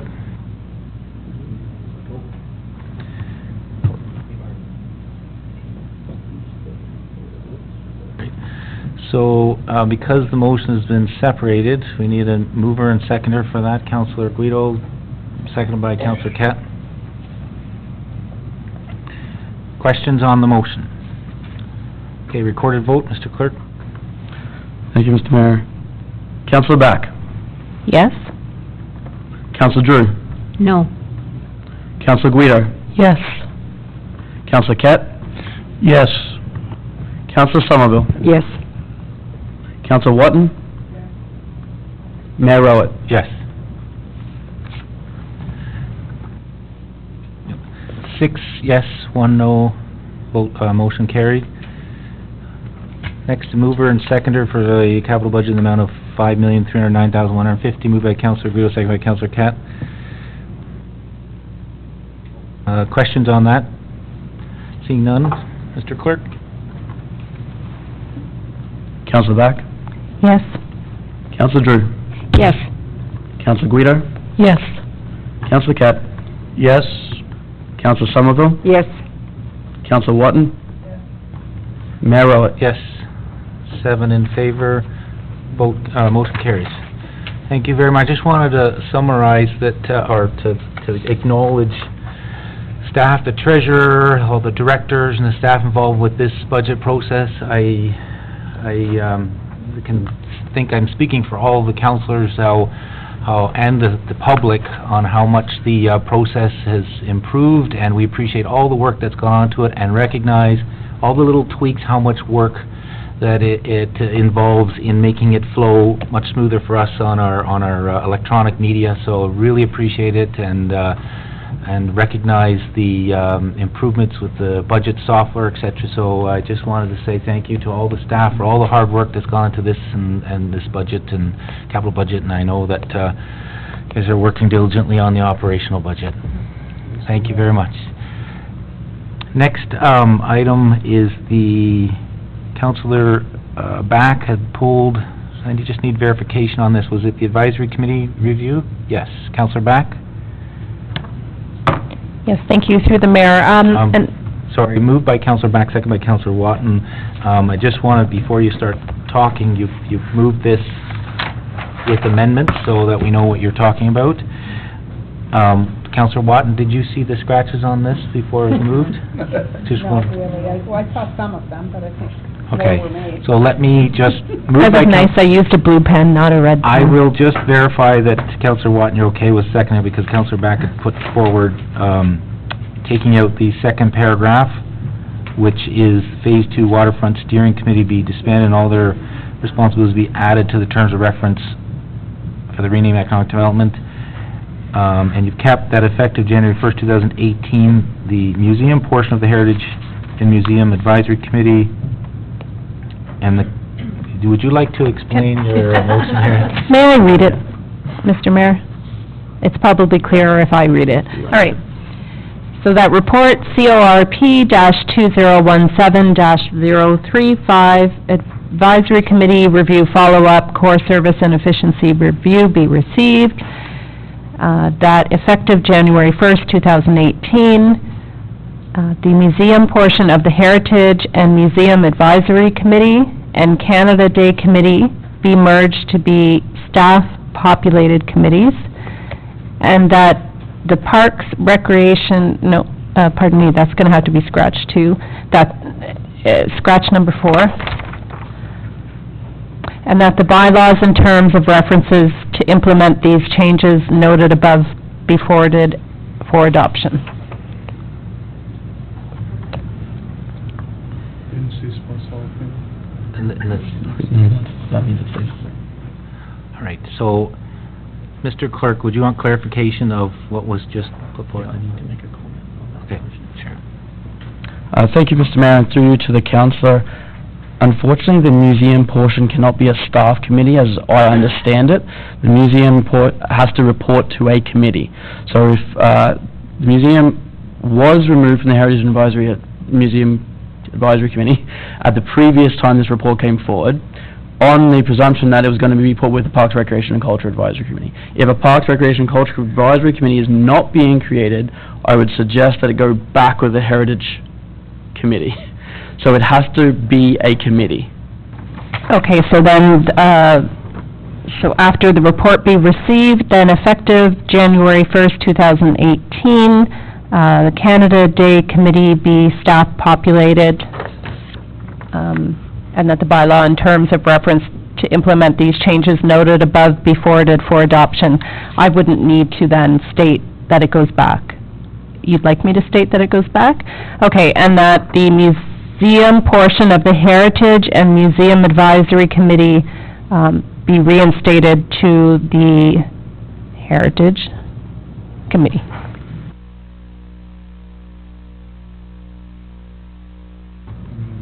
Counselor Watton, you were the seconder, but I just wanted to make sure you were still wanting to second that. And I'm just going to make sure I have this right. So the only parts of the recommendation that are going to come forward is item number 1, and item number 2 is being removed, and item number 3, that the Canada Day Committee is going to be staff-populated, and that the museum portion of the Heritage and Museum Advisory Committee is going to be returned back to the Heritage Committee, and the rest is to be removed.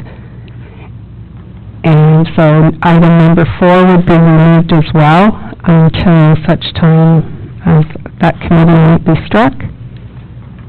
And number 5 is that the bylaws in terms of reference to implement these changes to forward for adoption. Is that correct? That's what we understand. I'm happy with that, thank you. Okay.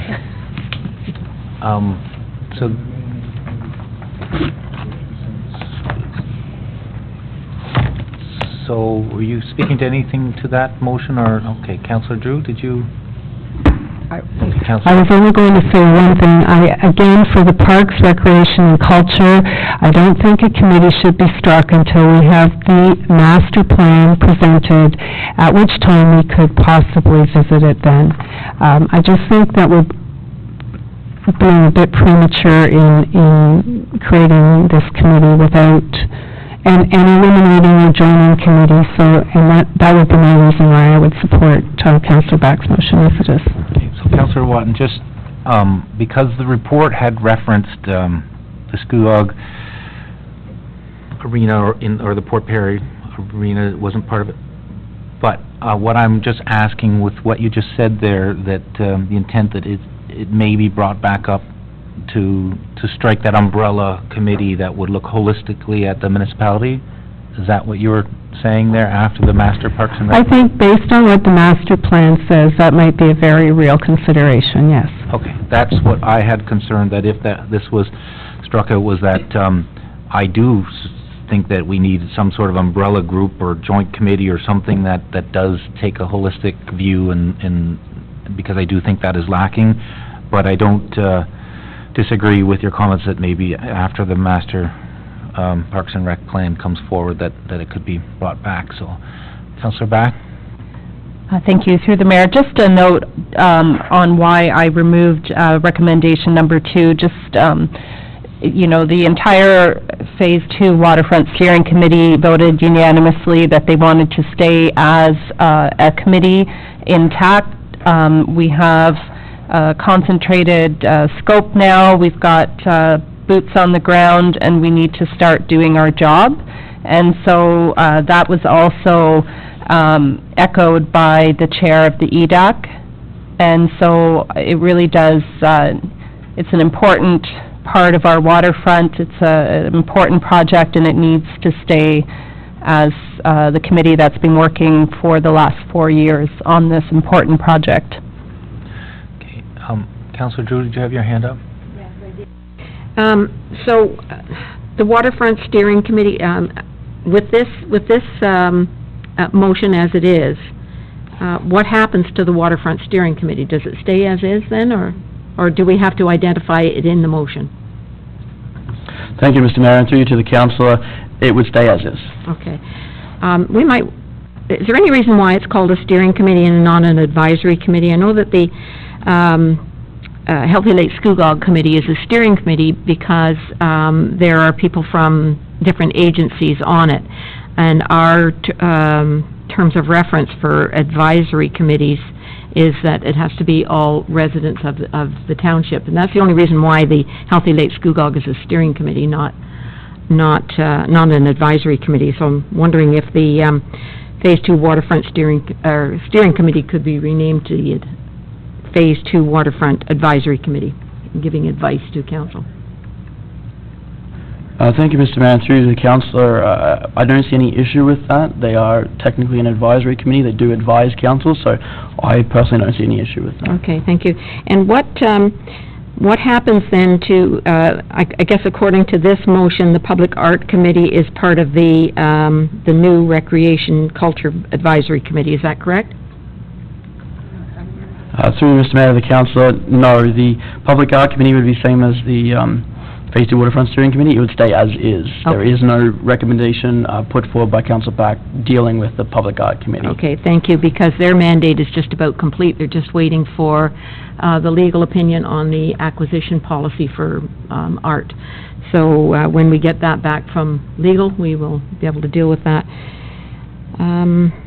Yeah, I think that's the Sports Hall of Fame. What happens with them? They stay the same as well? Yeah, thank you, Mr. Mayor. Through you to the councillor, they're the same as well. There's no motion put forward to do anything with that committee either. Okay, thank you. Okay. And I just want to highlight, because I know, extensive amount of work went into this efficiency undertaking, and the idea is that by following along with the recommendations that were put forward, is that we would save on agenda prep, save on the minutes, save on the follow-up of the agenda to council, save on the time waiting for approval, that if the committees were joined and if there were staff led on more of them, then it would be more efficient and arguably get things done sooner. So I just want to highlight that, and I don't know if that's been considered when all the other ones were taken out of here. So I don't know if any other councillors wanted to reference them or not. Councillor Drew? Thank you. I can support the motion the way it is. I actually had one further question, or an amendment, actually. Should we make that a formal amendment, that the Waterfront Steering Committee be named a Waterfront Advisory Committee? If you want a friendly Will you for accept that? Okay, thank you. Friendly amendment, okay. Thank you. I guess the long and the short of it is, we haven't made many changes. Is that a fair statement? And this council chose not to reduce the number of councillors on them either, so, our clerk, thank you very much for all the work that, you've done, and I guess we'll see how it works over the next year, and maybe for the next term of council, there may be some further refinements, but thank you for all of the work that you've done on it. Councillor Guido? Through you, Mr. Mayor, there is one change, though we haven't changed the council composition. Council will not be voting on these committees. That did go through, so that is a change.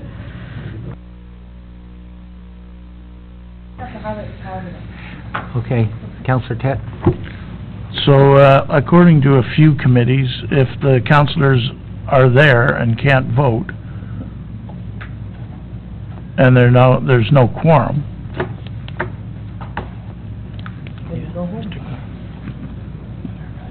yeah. So, just to reword the question for you, you're saying, based on the councillors not voting at the advisory committees, that it doesn't affect the quorum of the meeting, does it? Absolutely. Mr. Clerk? Is it voting members? Yeah, through you, Mr. Mayor, to council. The resolution passed by this council when this report came previously was to remove voting rights and for the councillors not to count towards quorum. So there will have to be an adjustment made to some of the committee's numbers and composition. So there may need to be some extra members advertised for and appointed to the committee to make up for those that are now being removed, essentially. That's efficient. Okay, Councillor Cat? Oh, Mr. CAO, he's done. Thank you, Mr. Mayor. I would like to, if I could, just recognize that there were a number of changes made, actually. As slight as they may be, I think they are improvements. I'll just review a couple of them for you, if I could, Mr. Mayor. Firstly, the committees no longer receive an automatic budget and have to report and submit details of a budget. That's an improvement. The budget requests have to come in a timely manner in accordance with the township's budget with a work plan for the following year. The terms of reference for the committees now include the role of a treasurer. That's an improvement. The Accessibility Advisory Committee was amended, composition was amended from 11 to 9, and the majority of those people, of course, needed to be those with disabilities. The Heritage Permit Subcommittee was disbanded and rolled into the Heritage and Museum Advisory Committee. The Youth Committee was disbanded. A request was made to hold as many meetings as possible within business hours of the corporations to save on overtime costs for staff. Of course, the tourism function was added to the Economic Development Committee, and the name was changed accordingly. And then what was just mentioned, the voting rights, councils are not voting members of the committee. And then finally, the Scugog Fiber Municipal Corporation was changed to Council Advisory Committee. So we've actually seen some improvements, and I think these will lead to efficiencies. And I do want to echo the thanks to staff, the clerk, for heading up the report and all the work that's gone into this. So despite that the committees, some of them weren't, recommendations weren't taken, I can just express the positive side of that is that the advisory committees are a mighty bunch and really want to keep the structure that's there, and like was mentioned, is maybe next term of council they'll be revisited again when it's a new start. So thanks for all the work that was put into the process. Any other questions from council? Seeing none, as put forward. Does any counselor need it reread? Counselor Somerville, did you say you wanted it reread? Mr. Clerk. The report CORP 2017-035 Advisory Committee Review Follow-Up Core Service and Efficiency Review be received. That the Phase 2 Waterfront Steering Committee name be changed to the Phase 2 Waterfront Advisory Committee. That effective January 1, 2018, the Candidate Committee be a staff-populated committee. And that the museum portion of the Heritage and Museum Advisory Committee be reinstated to the Heritage Advisory Committee. And that the bylaws in terms of reference to implement these changes noted above be forwarded for adoption. Okay. All those in favor? Carried. Next item that was pulled was 10.2.7, Councillor Back, the fire agreement. All right. Before you start, Councillor Back, are you moving that report? And then I'll need a second. Councillor Back, seconded by Councillor Kett.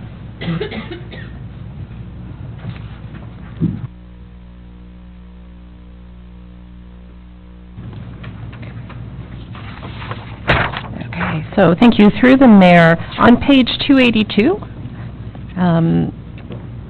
point number 2, so 2.1, 2.2, 2.3, 2.4, where we pay Uxbridge. Is there any instance where our firefighters cover Uxbridge?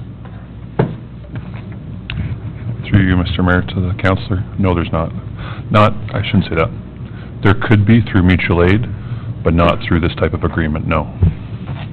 Okay, but there is, so if our, with mutual aid, then they pay, if our firefighters have to cover a certain area, or is mutual aid neutral? Through you, Mr. Mayor, to the councillor, mutual aid is neutral. Darn. Okay, thank you. Councillor Watton? Thank you. I just wondered if there was any difference in the previous agreement financially. Through you, Mr. Mayor, to the councillor, let me put it to you this way, it's very fair for both communities. That does not answer my question, Mr. Burney. Through you, Mr. Mayor, to the councillor, I'm trying to be diplomatic. I'll accept. Thank you. Any other questions on this report, Councillor Kett? Thanks. Are you taking into consideration their new fire hall as well? Through you, Mr. Mayor, to the councillor, no, we didn't initially, but in reviewing the data and the different material that was in front of us, we did take it into consideration. Their ability to respond from that new location into the agreed-upon area, yes. Okay, great, thank you. Any other questions, Councillor Watton? Yeah, I should have asked this one as well. Do we have any other agreements with any other municipalities, like City of Kawartha Lakes or anybody? Clarington? Through you, Mr. Mayor, to the councillor, yes, we do with Kawartha Lakes. And is it similar to this one? Not at all.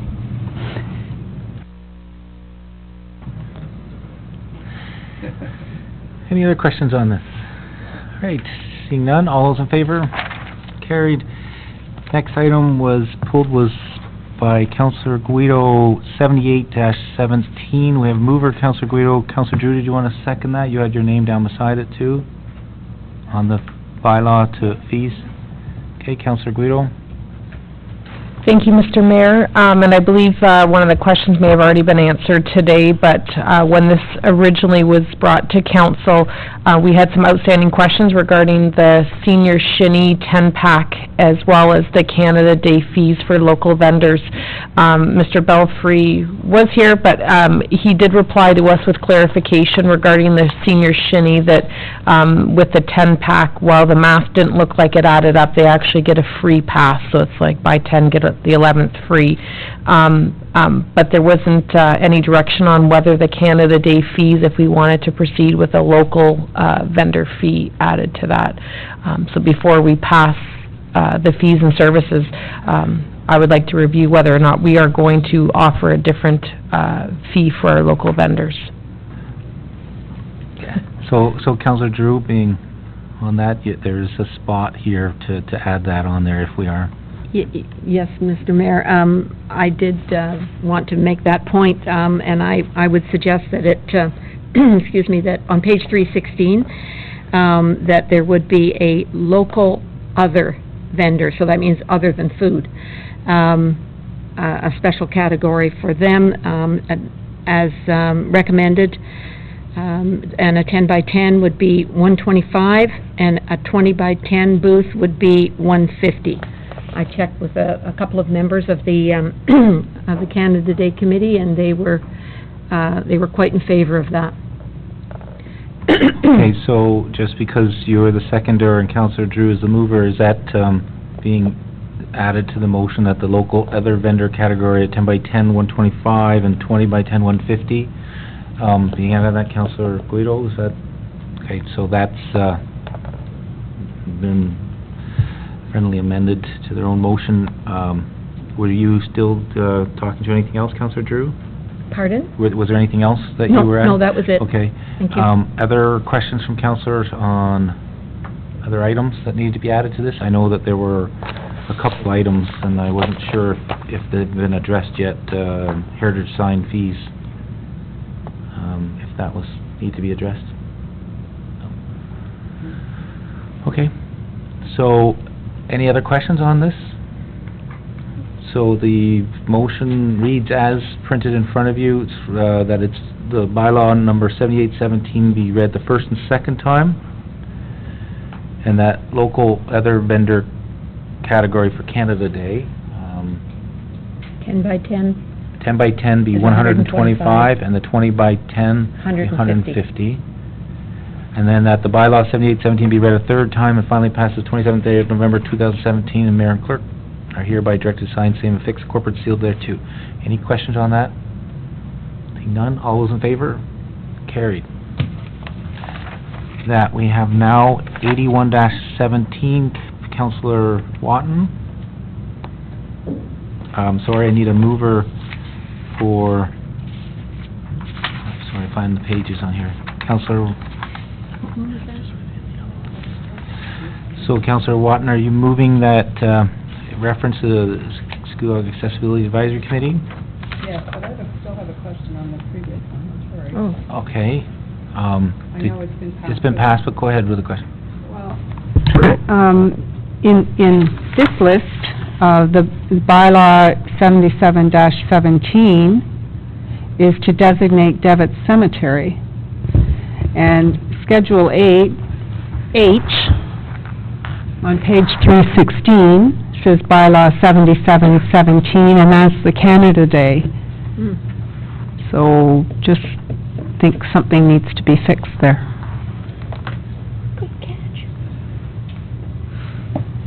So the agenda one will be, that was publicly listed, would be the one that, and I have a skewing of numbers on here, so if I'm off by one, that's what's happening here. So the bylaw for the one that we just dealt with was 78-17, and the motion said 78-17.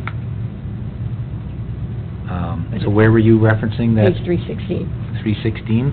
Bylaw number says 7717. Okay, so the schedule is just going to be changed to the 78-17 after it's passed, so that's Okay. duly noted. Thank you. So Councillor Watton, did you want to start off with the Yes. oh, sorry, I need a seconder for those. Councillor Tet. The SAC. And the page number, Councillor Watton, if you have it right there in front of you. 339 and 348 is what I have referenced. I have to go there though first.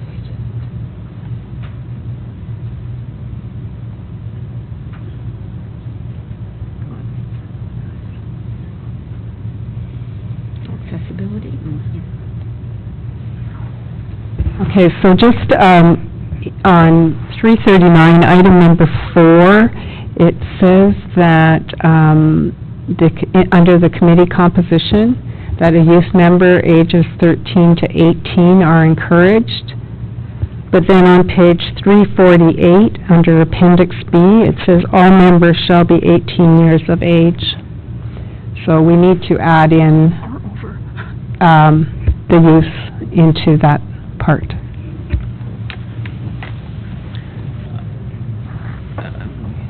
So would they be voting or non-voting? Mr. Clerk, I don't know if there's an age limitation for that.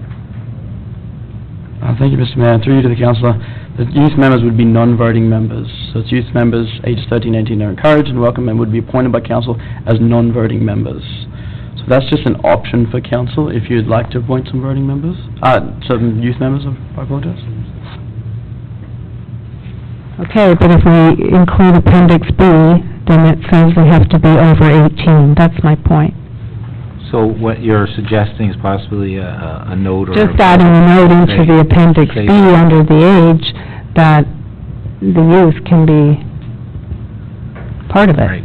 So you're saying under the age category, except for that non-voting brackets or something, so... Good. Thanks. Other questions on this report? Seeing none, all those in favor? Carried. And make sure that all the items that I have marked were pulled. Councilor Moore?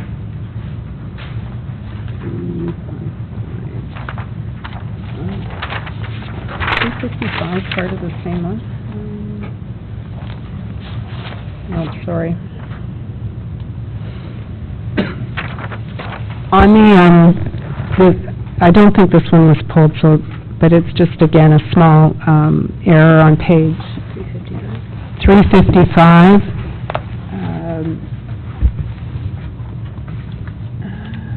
It, under item number 18, it says that under education, that there must be secondary school students aged 13 to 18 and express an interest in accessibility issues, and it's in reference to the age-friendly committee, so I was just curious about the accessibility, why that was mandated as part of the interest for the age accessibility, or the age-friendly committee.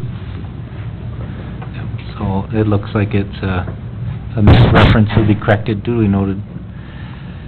Any other questions before we move on to the next item? Okay, next item is the notice of motion. Councillor Kett.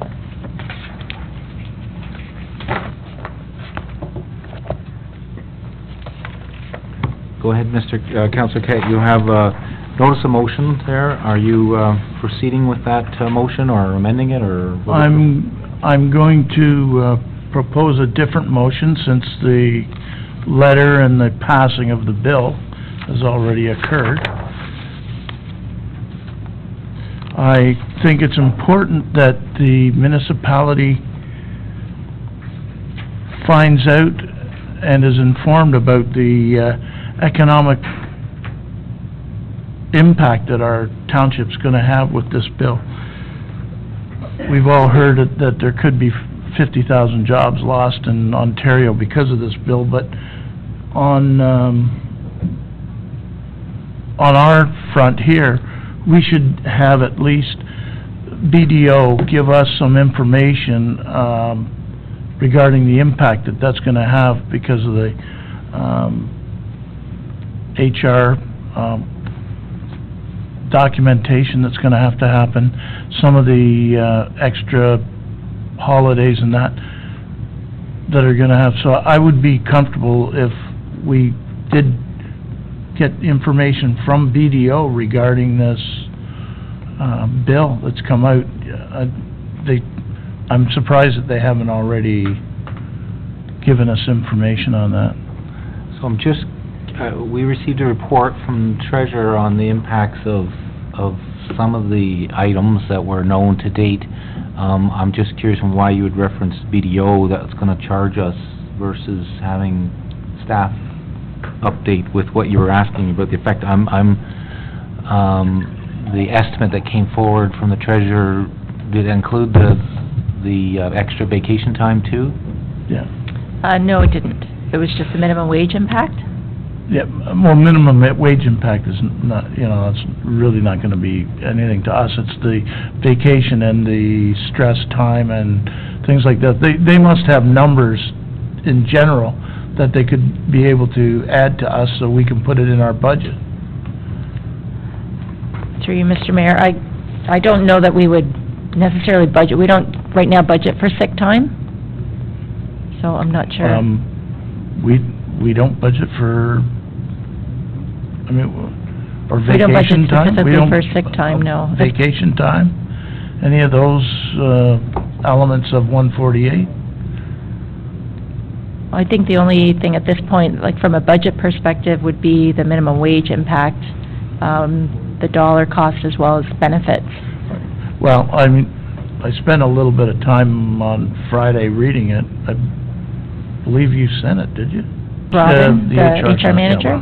Robin. So I went through it, and then I see there's a lot of situations that still aren't corrected by just because the firefighters and the emergency response people are not affected.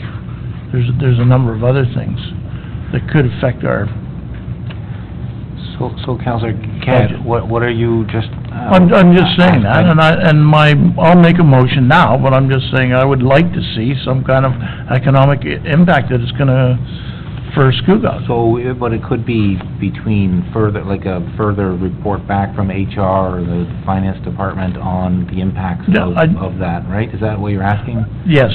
I would have expected that BDO would have already sent a notice out to all of their customers saying that this could affect you, so I thought maybe it would be readily available.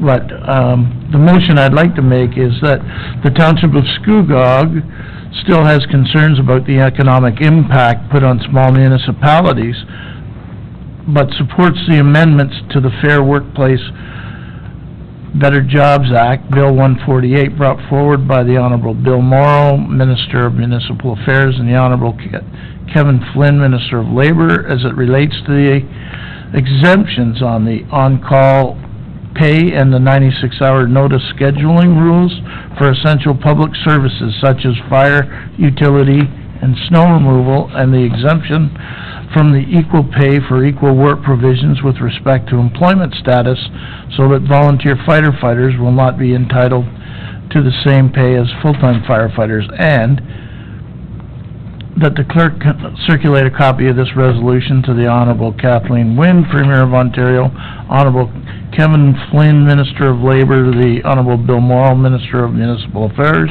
and Granville Anderson, MPP for Durham.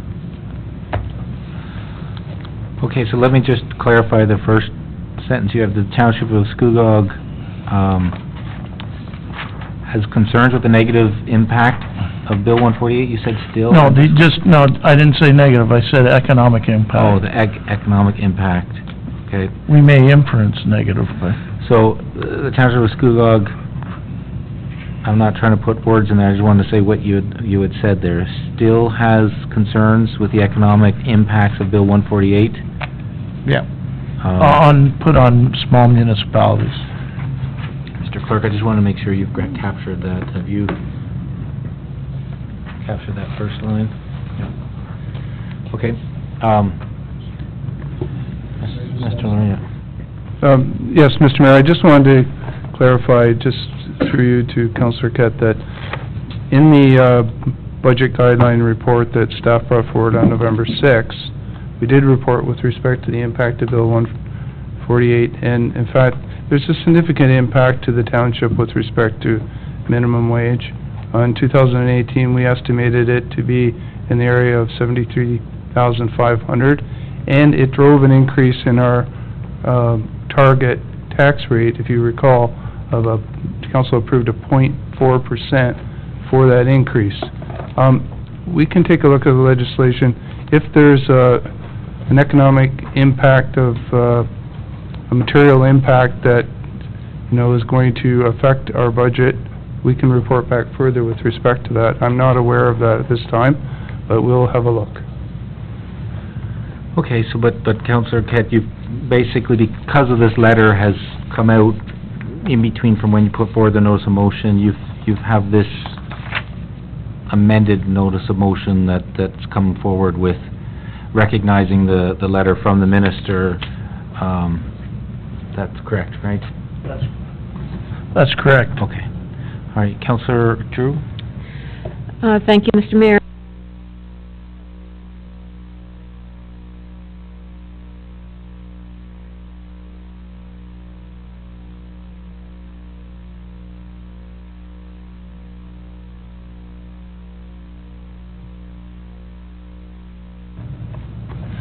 Okay, motion to defer, you said, Councillor Drew? Yes, until we get the information that the CAO was referencing. Okay. I'm just, I think that Councillor Kett had not put those effects inside this motion because he didn't have that information that would come forward in another report, so this was just a general motion to acknowledge the letter, but then to just express concerns in the timely manner while its regulations are being created on this, right? That's the timeliness of this? That's correct. So I think the references initially, they're not part of that motion. That's why I was just clarifying that we're not waiting for that information. So I don't know if you still want to do the motion. Well, it's just that, you know, how are we affected? We've got concerns, but we don't have any evidence of that, so, and motion to defer is just time and place, so.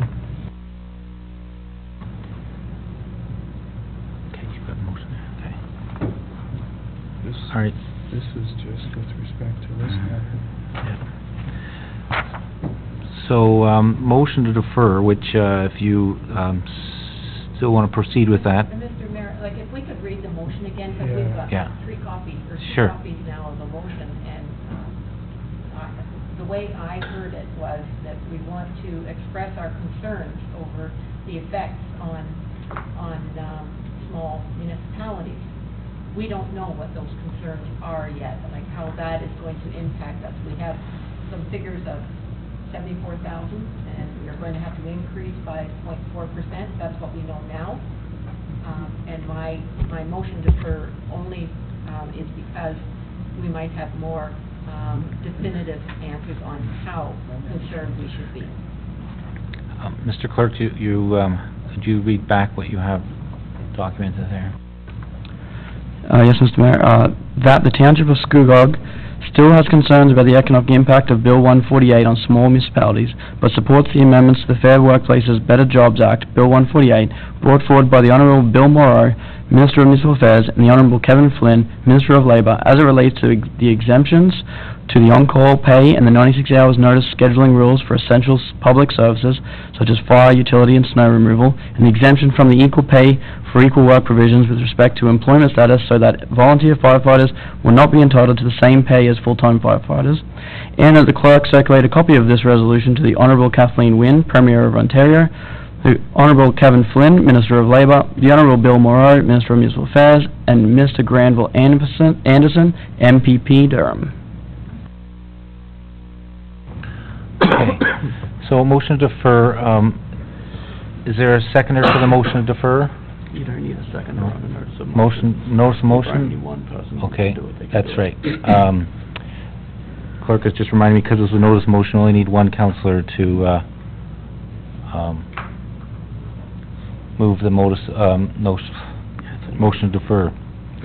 Time and place, you said? CAO or the treasurer could give us some idea when they...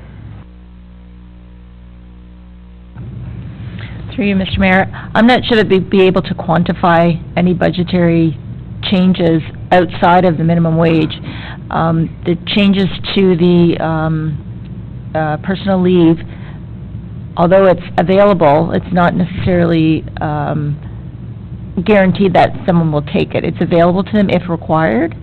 So we would not typically bring in staff to replace those other staff, so I'm not sure that I'd be able to quantify any other changes. So, Just when would the regulations be out? It's my understanding that regulations take a long time. and just to remind, through the rules of procedure that to notice a motion, if there's one council member wishes it to be deferred, it'll go to the next council meeting. So alls we're doing is bumping it to the next regular meeting, and we still probably won't have that information, so, I'll withdraw it then if there's no... okay. So we're with Councillor Kett's motion here. Councillor Back?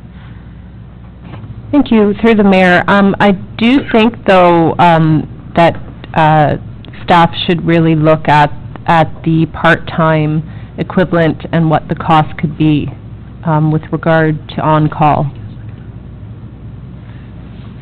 With that part of the legislation, where part-time employees doing the same task as a full-time employee must be paid full-time employee wage. To really look at the wording and the implementation of that, because that could be disastrous. And maybe there's interpretations. So maybe we need legal advice. Maybe this needs to go to our legal, just to really look at the legislation and say, you know, what are they saying here? Because really, I'm an employer, and I have part-time employees, and I have full-time employees, but they all sort of do the same tasks, as I'm sure a lot of people here do. And if you have a part-time employee saying, well, I do tasks A, B, and C as my full-time counterpart does, then when I do tasks A, B, and C, I want to be paid those wages, and that is in that bill. So maybe we need a legal opinion from Quinto. Through you, Mr. Mayor, to the councillor. I'll be working with our HR manager. Through our different organizations, a lot of this discussion has been happening, so we will work with other municipalities to ensure that we're in line with the regulations and such. Councillor Kett, I don't think I asked for a seconder on that motion. Is there a seconder for Councillor Somerville, a second in that? That's my apologies. So, any other questions on this motion, which is basically a letter that is being sent out to acknowledge the regulations are being changed, and these regulations are going to be the letter that we all received from the Honourable Minister of Municipal Affairs, Bill Morrow, had referenced that they acknowledged these concerns and were going to be providing the exemptions and regulations, but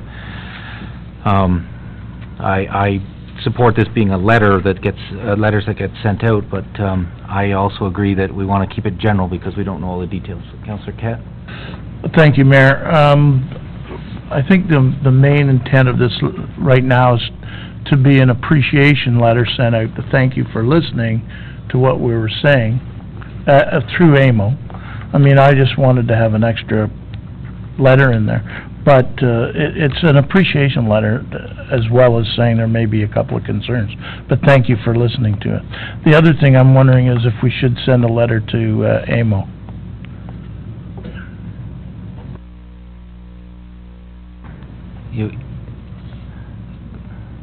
You have it going to the Premier, Minister of Labour, Minister of Municipal Affairs, and our MPP. Are you asking, are you changing that in the motion? I'm just... All right. So, any other questions on the notice of motion that's put forward? Seeing none, all those in favor? Carried.